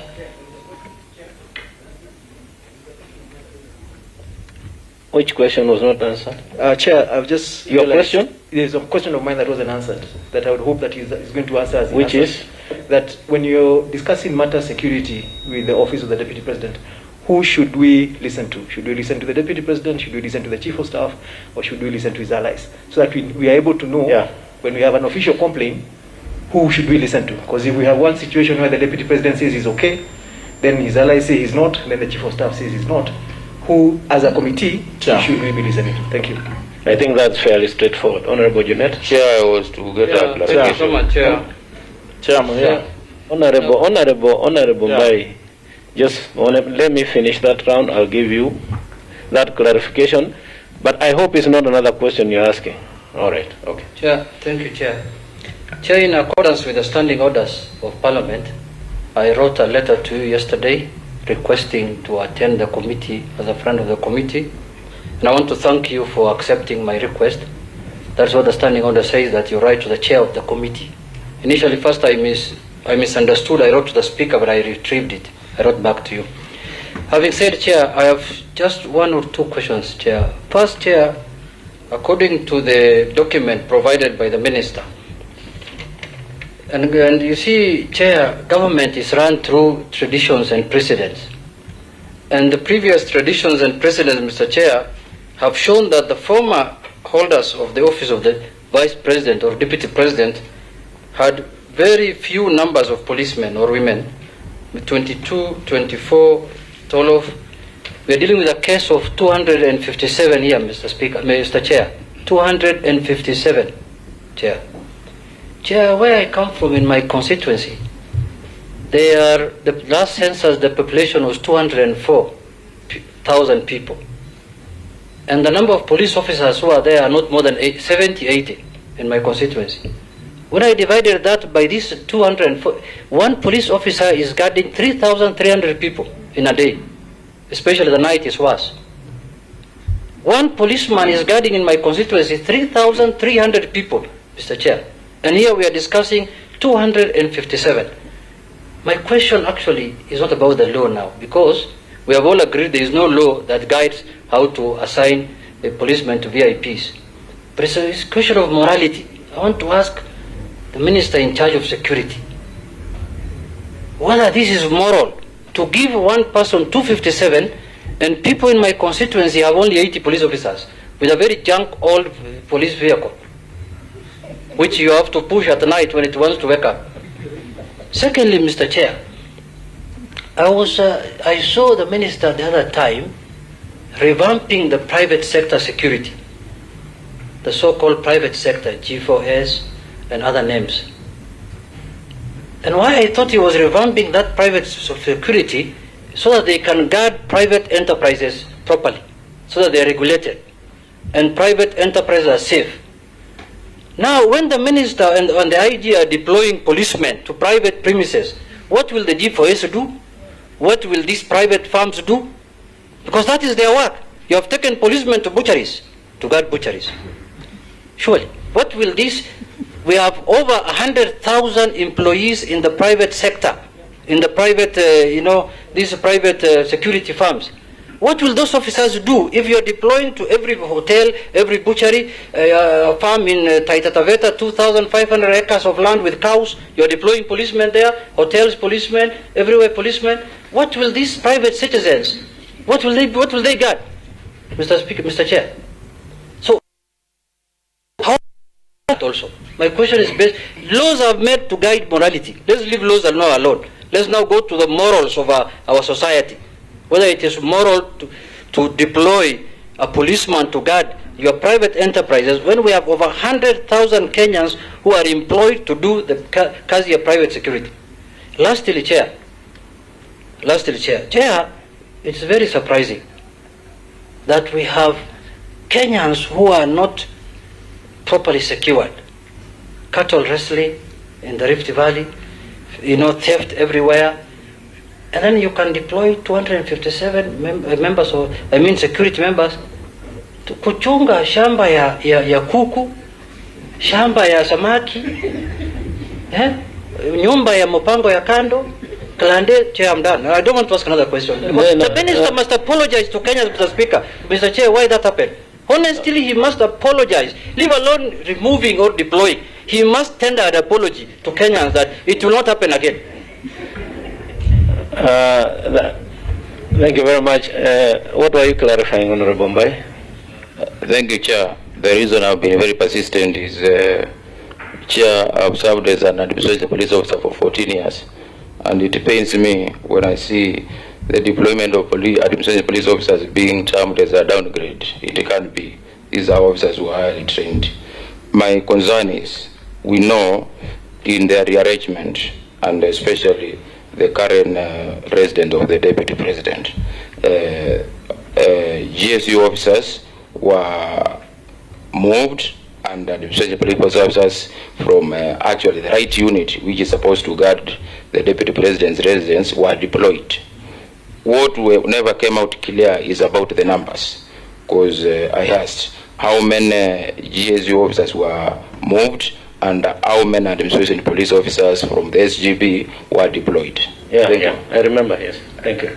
That is also straightforward, Honorable CS. I'll allow you then to have a go at the answers.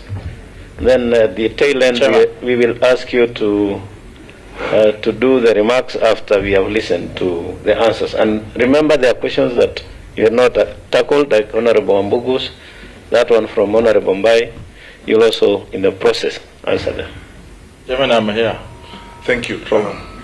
Order, Honorable Robbie. Yes. I've been raising my hand. You raise your hand, but you don't belong to this committee. And I hope you have not come to create a drama. No, I'm not. Yes, we have standing orders. And the standing orders dictate, Honorable Mbai, that you write to the chair 24 hours before. Chairman, I notified you yesterday. Listen to me. You write to the chair 24 hours before and even indicate the subject matter you want to address. So we have done well to allow you to listen. That is good enough. Beyond that, if you then proceed to disrupt this committee, I'm not disrupting. We will follow the standing orders. I'm not disrupting. Okay. So you listen to what is going on and allow me to take your cool. This committee chair. Honorable Robbie, please. Honorable Robbie. Honorable Robbie, I'll read the standing orders now. You must be able. I notified you yesterday. Can you bring a copy of that letter? Do you have a letter? It's all right. You have a letter. You want to cause drama so that Kenyans can see? Drama, Chair. Yes, then bring the letter. I'm a stickler of processes. Okay. Honorable CS. Thank you, Mr. Chairman. Sir, I will do my best to go over all the questions. We try to take as meticulous notes to my peers and I so that we don't forget anything. Honorable Rosabu, you asked the question of the population, the police to population ratio. Currently is 1 to 600. The UN standard is 1 to 450. We are working hard to get to at least to the UN level standards.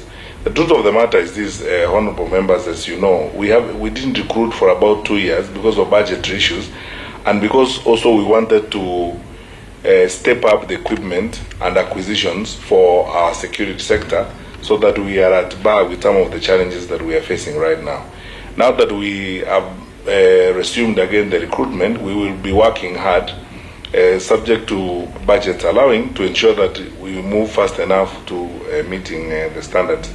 And I know that you asked the question in the context of the deployment that we now have explained that we have done with the Office of the Deputy President. I understand, and I think this issue has come up again and again. We, Mr. Chairman and honorable members, we learn through experiences. Now all of us as a country are learning, because this is intertwined with a question that was asked by another member of parliament. I think it's Honorable Kaluma who said, what happens to, no, it's Honorable Ogu Kaunya who talked about businesses and public office. Because the expectation is that when you are in public office, you're supposed to walk away from private sector responsibilities so that then the two issues don't clash, such as cases we're having to deal with. It tells us one thing, honorable members, there's some work that we still need to do. There's some work we need to do in terms of tightening the law. There's some work we need to do in terms of, looking at Chapter 6 and tightening our responsibilities.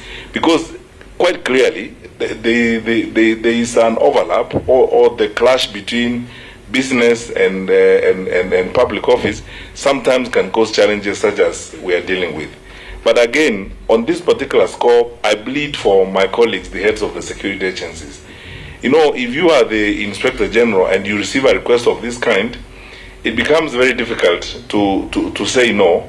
We have been riding on this, as I say, unregulated question on the numbers and the extent of deployment, and now is the time for us to look at it again and come up with a statutory action that will now regulate the numbers and say, for example, even if you are VVIP, the ratios of the officers deployed to you will not exceed this number, as it were. Otherwise, if we leave it open as it is now, and no one knows this better than Honorable Okaunya because he was in this sector before, he faced the same issues before. If we leave it open like that, these issues will keep recurring, and you can see clearly the propensity to abuse this is real.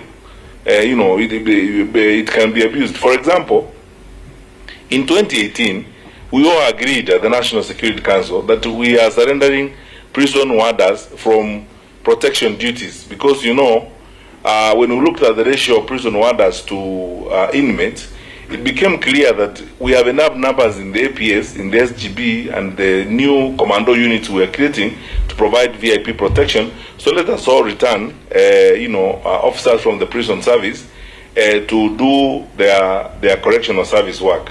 But you can see still, even in the contingent that is guarding the office of the Deputy President, we have about 13 officers from the prison service. So unless there is a strict and stringent regulation and enactment of the same, then we enforce it, all of us, so that it applies across the board, we'll keep encountering these challenges as we go along.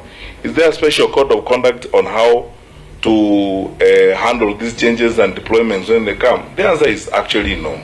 As Honorable Buyu asked, because as I said, we cannot second guess the Inspector General of our National Police Service. He takes decisions on our behalf throughout. He takes decisions on a 24-hour cycle, and he has the best intelligence and information to make certain decisions. So we cannot require him that if I want an officer from my ethnic community, you must write to me, and then I get the letter and so on. There's no security system that operates that way around the world. You know, we are becoming more and more modern, the state. So, in respect, therefore, I'm saying, Mr. Chairman, that there is no code of conduct that was violated in this case, in terms of the changes that were made. Nothing was violated. And in fact, there's a question I don't want to ask now because it can steer us off to another debate. How is it that these questions are being asked now when we have done this rearrangement several times before, even in that office? How come that these issues are coming up now? And we've done so many of those rearrangements before in many other VVIP offices, including that one. So the question is, it's because we are within a political context and straightforward professional departmental actions are being unnecessarily politicized and being subjected to emotional and irrelevant politics, unfortunately to the detriment of the stability of the country. But I think on a balance of probabilities, going forward, after the clarifications we have made today, we are all going to be aligned on this because facts are as they are, things are clear to everybody. There is no downgrade of anything here. We know we are doing what we must do, and we are continuing. But I cannot plead with you enough as a committee that we need statutory action on these issues of ratios, even for VVIPs and numbers and so on. Otherwise, you are going to force police officers to open an OB for chicken. You are putting police officers to guard a poultry farm, so they will now be running an OB there for chicken. This chicken arrived at this time, they at this time, and so on. It's a joke in the long run if we are not, going to be organized in that kind of manner. Honorable Okaunya asked the question about police reforms and the unified command. It's a question of the unified command. As you know, and Mr. Chairman, indulge me to say this is more or less like a personal comment, that every time you listen to somebody like Honorable Okaunya speak, you feel the pleasure of a knowledgeable person because he's speaking from a position of knowledge. If people were debating these issues from that kind of position, we wouldn't even be having this kind of hullabaloo around the country. It's because, you see, the quest for a unified command was intended to make police effective, efficient in the delivery of service, but also, again, to grow our capacities to deal with our dynamic challenges in the security sector. That is why, for example, when we came up with an all-women commando team, that is now making headlines and doing us great stuff, is because we wanted to have this integrated, prepared, because there are circumstances where we need to deploy special units of that kind, as it were. The unified command is a journey, Honorable Kaunya. It is not going to happen in 1 year or 2 years or 3 years. Even we internally are having a debate, because since 2018, when His Excellency the President directed this and began this phase of working on a unified command, we worked on this for about 3 years, and sometimes we step back and ask ourselves the question, is it working well for us? For example, how does it relate to Ngao? And how does it relate to deployment? Is it interfering with what we are doing? The questions abound. But we are just about to begin reviewing, the implementation of this for the last 3 years. I know issues will come up, or some things we need to change, as it were. But it is a journey. It's something we are working towards. But now, and I think that's what you are referring to, because of that unified command, it is much easier to integrate the various units and various formations to get them to focus on a task at one time. If we have a challenge, for example, at a particular border point, we actually can pull together, for example, ASTU, QRT, Border Patrol, and the GSU, even if it's contingent of, the G company, and deliver on the assignments that we have. That's exactly what we are doing right now in Laikipia, where we are forcing a challenge. And our GSU commandant was briefing us this morning about his approach, and you can see clearly that because of that unified command approach, we are moving more towards being much more effective in terms of responding to the present challenges that we deal with. But it's a journey, and because you are our committee, when we do the assessment and the evaluation of what you have done, we'll bring the report to you and we'll discuss it with you, and many of you who come from this background will have an opportunity to comment about what we need and what we need to do better to strengthen ourselves, as it were. Is there a gap in the law in terms of business and public officers? The answer is yes. And as I've said, you can see the conflict that we are dealing with. It's apparent, was spoken to very strongly by Honorable Rosa Buyu and Honorable Kaunya. It's some of the reasons why we are facing the challenges. Honorable, the late Sergeant Kenei came from the AP, and he was part of the staff, 40 strong personnel from the AP at the Arambe House Annex, which is the office of the Deputy President. I think that's a direct answer, and that is it. Was the DP made aware? This was asked by Honorable Tekla, and I think I answered this question earlier, Mr. Chairman. There is a distinction. There is what you may call a fundamental change, and there is what is routine and quasi-routine. Just imagine if every day you are reorganizing, you are doing deployment. I gave you a classic example. Forget about the person of the DP and somebody who occupies the office of the DP. Just let's take a routine office like a regional commissioner. If every time you are doing rearrangement, the Inspector General was doing rearrangement of the police command in Nairobi, he has to keep writing and so on. I mean, it's unnecessarily laborious, as it were, because all of us work in this context, and all the actors who are supposed to be there know what needs to happen. There was nothing major that was being done here. And as I said clearly, if we weren't in this political context where we are, no one would even be talking about it. And actually, some of this rearrangement has been done before, even in that office. But it has not raised this kind of hullabaloo and so on. It's just because of the political environment in which we are. And now, anything goes, as it were. Even if it is a simple, straightforward action, it's held hostage by the politics of the day. And then now, people go to town, becomes the subject of speeches and church speeches and so on and so forth. I honestly don't think that, this is something that required that kind of thing. About the Honorable Tekla asked about the Constitution and the security of the Deputy President. I think I've answered this question several times. By law and by tradition, His Excellency the Deputy President is guarded by the Presidential Escort Unit with a special team that is set aside for that particular purpose. Does the current holder of the office have that? I answered that, and I've actually provided the statistics and the figures about who is there. About the followers' stress, Honorable Tekla was asking about people are stressed and the followers are getting stressed. Well, followers get stressed because their leaders stress them. So simple as that. because the followers, get stressed because their leaders stress them. Because you wake up in the morning and what you are drumming to people is things like this, basically lying to people. If you wake up every day, your business is to lie to people, tell them things that do not exist. Lie every day, and you have seen that. You are all here. You have seen that in this country, where you can almost conclude that some people's career is about lying. They will never tell anything truthful. You wake up in the morning and misinterpret things and talk about things that have not happened anywhere. Oh, we are being finished. That's why I said the politics of sympathy addiction. Everything is about sympathy. Sympathize with me. I am dying. I'm being finished. The government is switching off the sun and the moon and so on. If you live that way, then you stress your followers. The stress of your followers is coming from the stress of the leaders. If leaders were honest with people, addressed issues honestly, and are dealt with matter, why would the followers be stressed? The followers are stressed because of their leaders. That is my view, and that's what I would tell Honorable Tekla, that let people address the issues in a dispassionate manner, in a very clear and objective manner, and there will be no issue about it. Honorable Ngunjiri is worried, so who do we trust when it comes to issues of security and so on? I would like to reiterate this position, which has been made clear by many people, many greater people and greater minds than myself and my colleagues before you this morning. But we are leaders for a season. We have been given an opportunity to make a contribution to our country for a season. We are not going to be here forever. I am, I think, the 12th or 13th Minister of Interior. There will be a 14th, a 15th, and an even 64th Minister of Interior in Kenya.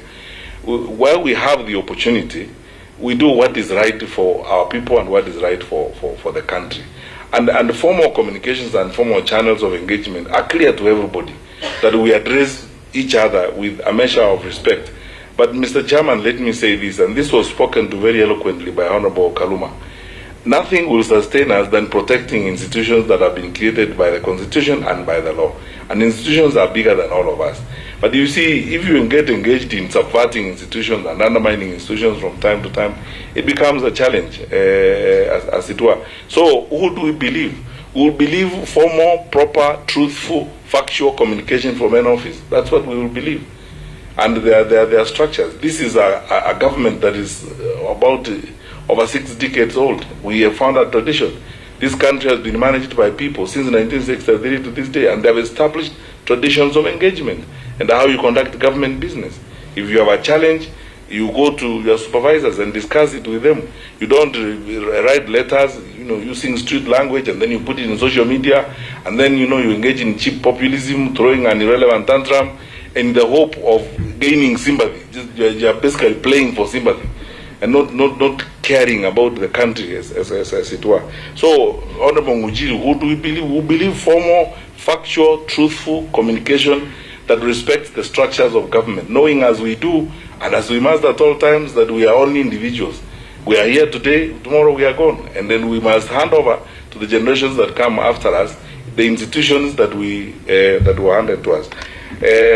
Honorable Junet asking the question, is it moral, the situation that we have right now? I think as a honest public servant, I would be pretending if I didn't honestly say I also don't think it's moral, what we have right now. I am as chastised as everyone else is on this particular matter.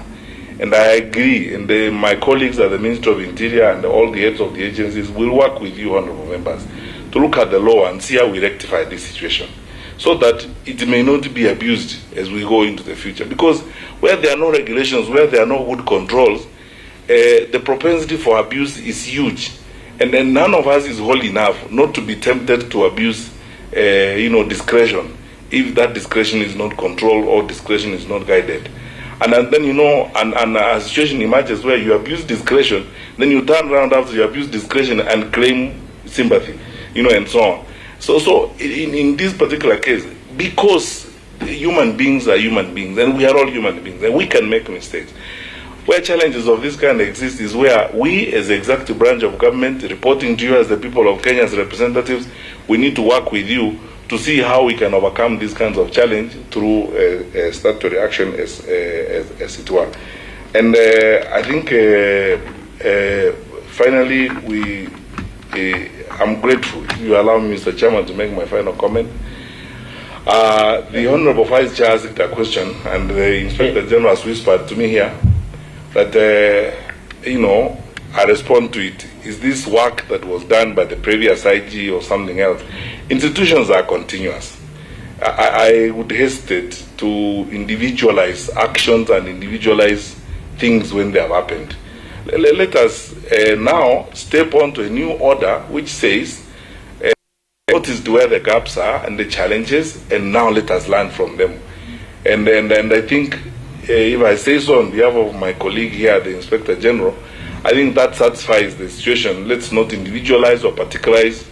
Let us now learn from it and come together as a people who love their country and want their country to do better and correct mistakes that have been done. I would like to stop there, Mr. Chairman, unless you'd like me to make a closing remark. Yes, I, for avoidance of doubt, I wanted members so that we are clear. You will, so that we are clear, and we are just doing the final remarks now. I'll give you, Honorable Vice Chair. But I wanted so that we know the provisions of Standing Order 195, which is very important, so that we don't look like we don't want to give our colleagues space to speak, so that we follow the process the way it's supposed to be. That a member may attend a meeting of any committee of the House of which he or she is not a member, but such member shall not be entitled to vote in any matter. And two, that a member who intends to participate in a meeting of a committee of the House of which she or he is not a member shall submit a written request to the chairperson of the committee at least 24 hours before the meeting. And three, the request shall indicate any matter which the member intends to raise at the meeting. And number four is where the chairperson allows, because the chairman can decline, but where the chairman allows a request to participate under paragraph 2, the member may attend the meeting and raise any matters indicated in his or her own request. But finally, that the chairperson may order an member of the committee to withdraw from a meeting for disorderly conduct. So that we don't look like, we don't want to give you, you haven't followed the procedure, but we allowed you to sit in Honorable Robi to listen. And I think that is very important and fair. Vice Chair, the last one. Chair, it's not a new question. It was, I think she has left the question about the arrest. We have a chief of staff who's a civil servant who wrote a letter and used the social media in spreading propaganda to incite Kenyans. So what are you going to do about that? And secondly, about leaders who are faking arrests so as to incite Kenyans to spread propaganda. What are you doing about that? Because that is where the problem is. Chair, could the CS also... Order. You did not ask to speak. I beg you, Chair. Just in his last comments. Yes. Because this is something which has disparaged the stature and the standing of the officers serving in administration police service. Could I be in order, Chair, to request the CS that in his closing remarks he puts a word of reassurance, not only to those officers, but also to Kenyans, that indeed officers serving under our administration police service have the best training, if not better than any others we are thinking about. They need that assurance. They are very disheartened by this politics.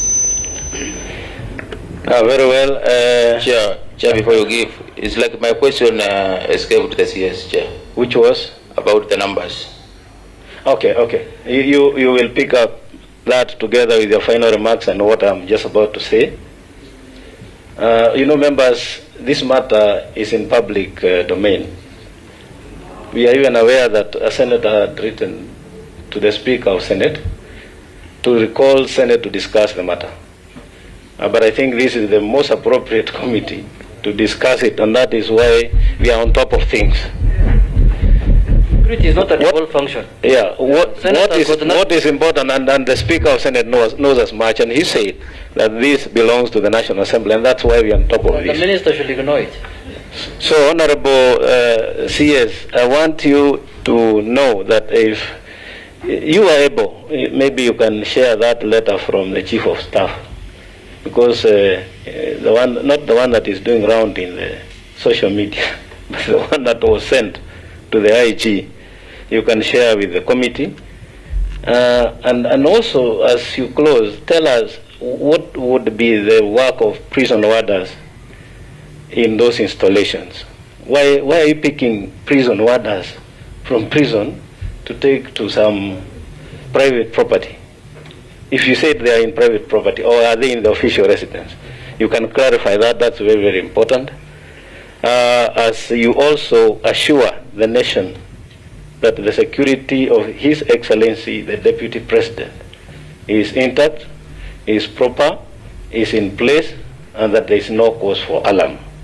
And finally, Honorable CS, we have had a few members of Parliament, my colleagues, who are saying they don't have security officers.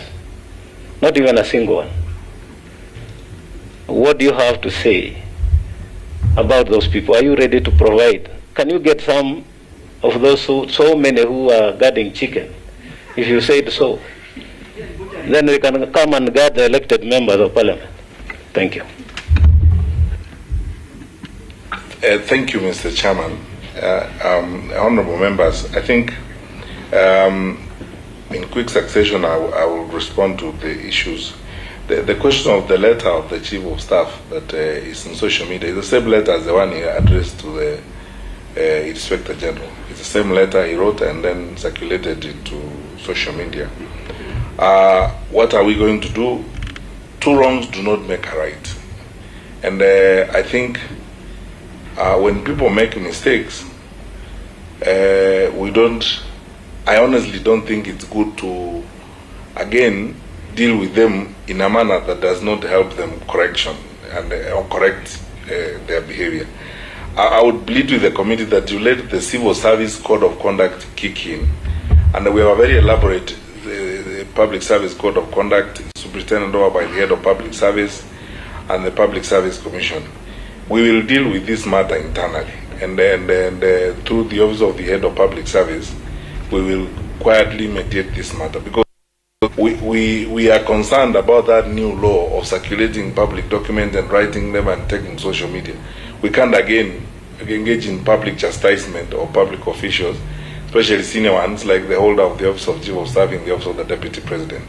Mistakes have been made, but I would like to plead with you that you give us an opportunity to use the established institutional channels of resolving the matter. We deal with it through the Office of the Head of Public Service and the Public Service Commission, and in due course, Mr. Chairman, I undertake that I will formally report back to the committee on the actions that would have been taken away from the cameras and the drama. Leaders who spread propaganda, we are working with the National Integration Cohesion Commission on this matter. We're working so hard. I am aware that there are several investigations going on right now, jointly between NCIC and DCI, involving a number of leaders and statements that have been made, as it were. I've said this several times before. You are our security committee, and we agreed that we are going to have a retreat at some point at which we will tell you the different protocol we want to apply this year, because we want to support a situation where we ourselves look for seek orders to bar certain people from contesting public office or to be declared unfit to hold public office on account of their conduct and their behavior. It is not a one-day affair. It's a journey that we all need to walk to. We will achieve more and faster through consultative work and counseling each other and speaking to each other. But where it becomes very difficult, of course the law will help us as we go along. So I suggest, Mr. Chairman, also with your kind indulgence, that again, when we come before you next time with NCIC, I'll ask the chair of NCIC to prepare a separate report on what they are doing on this work and how far they have gone in terms of identifying culpable individuals who then would be brought to account in this respect. The administration police, of course, Honorable Kaluma, the AP are one of our well-trained teams across the country. I speak passionately and strongly for all police officers in Kenya. Our level of training, Mr. Chairman, there are countries in the region that are coming to us to train for them, to share experiences with them, to offer them our resources. Some of you went to our training institution in Kanyonyo the other day, for example. How many countries in the region have achieved that kind of capacity of training? And the people we are training there, Border Patrol, collaborating with several institutions across the world, it's world-class training that we are offering our police officers. That is why we are proud of the work that our police officers are doing on our borders, especially the Border Patrol team between us and Somalia. You saw what we were doing in Mombasa last week, to be able to track down, working within a multi-agents framework, track down terrorists and stop them in their tracks before they access vital installations. We have men and women who are committed, who run towards danger when we all run away from it. And I would hate a situation where we look like we are besmirching or talking down, one group as opposed to the other, as it were. They are all doing a fantastic job. They are wonderful people for whom we should be grateful to God and whom we should support as we do. And the AP, of course, are a fantastic lot of people, as it were. What do prison warders do? Prison warders are security people. They are trained, for all intents and purposes, they are security people. But there are leaders or individual public officials who prefer, to work with particular security people for some reasons. And they may draw them from, units that are not necessarily supposed to provide security, but they draw them either to drive them or drive members of their families or do certain things for them, as it were. That is why the National Security Council made this decision in 2018 that let us delink the prison service or the prison warders from VIP protection and so on. But I know that there are one or two leaders who insist for certain reasons because of background and so on. I undertake, Mr. Chairman, that working with the Commissioner General of the Prison Service, we will try to ensure that the directive of the NSC is met and these prison warders go back to do the work for which they are trained. Finally, the members of Parliament who need support, of course we are at your disposal. And those who need support in terms of individual close protection, I think it's a matter I would like to take away from the cameras and we can have a discussion on it, Mr. Chairman. Finally, I want to assure the country that there is nothing to even think about the security of His Excellency the Deputy President of this Republic. We have a very disciplined security sector. We have sufficient resources, human and otherwise. We have enough assets to protect our number 2 in command.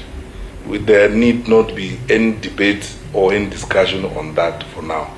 To the farthest extent that I know of, and I get briefed by all these wonderful people working with me, we have nothing really to worry about. And when we get to know through formal circles, if the things that are done in secrecy that we don't know, those I can't account for, only God and the devil can know. But the ones that are done openly and formally and within allowable structures of the law and within the spectrum of our constitutional and statutory responsibilities, I can assure everyone there is nothing really to worry about in that respect.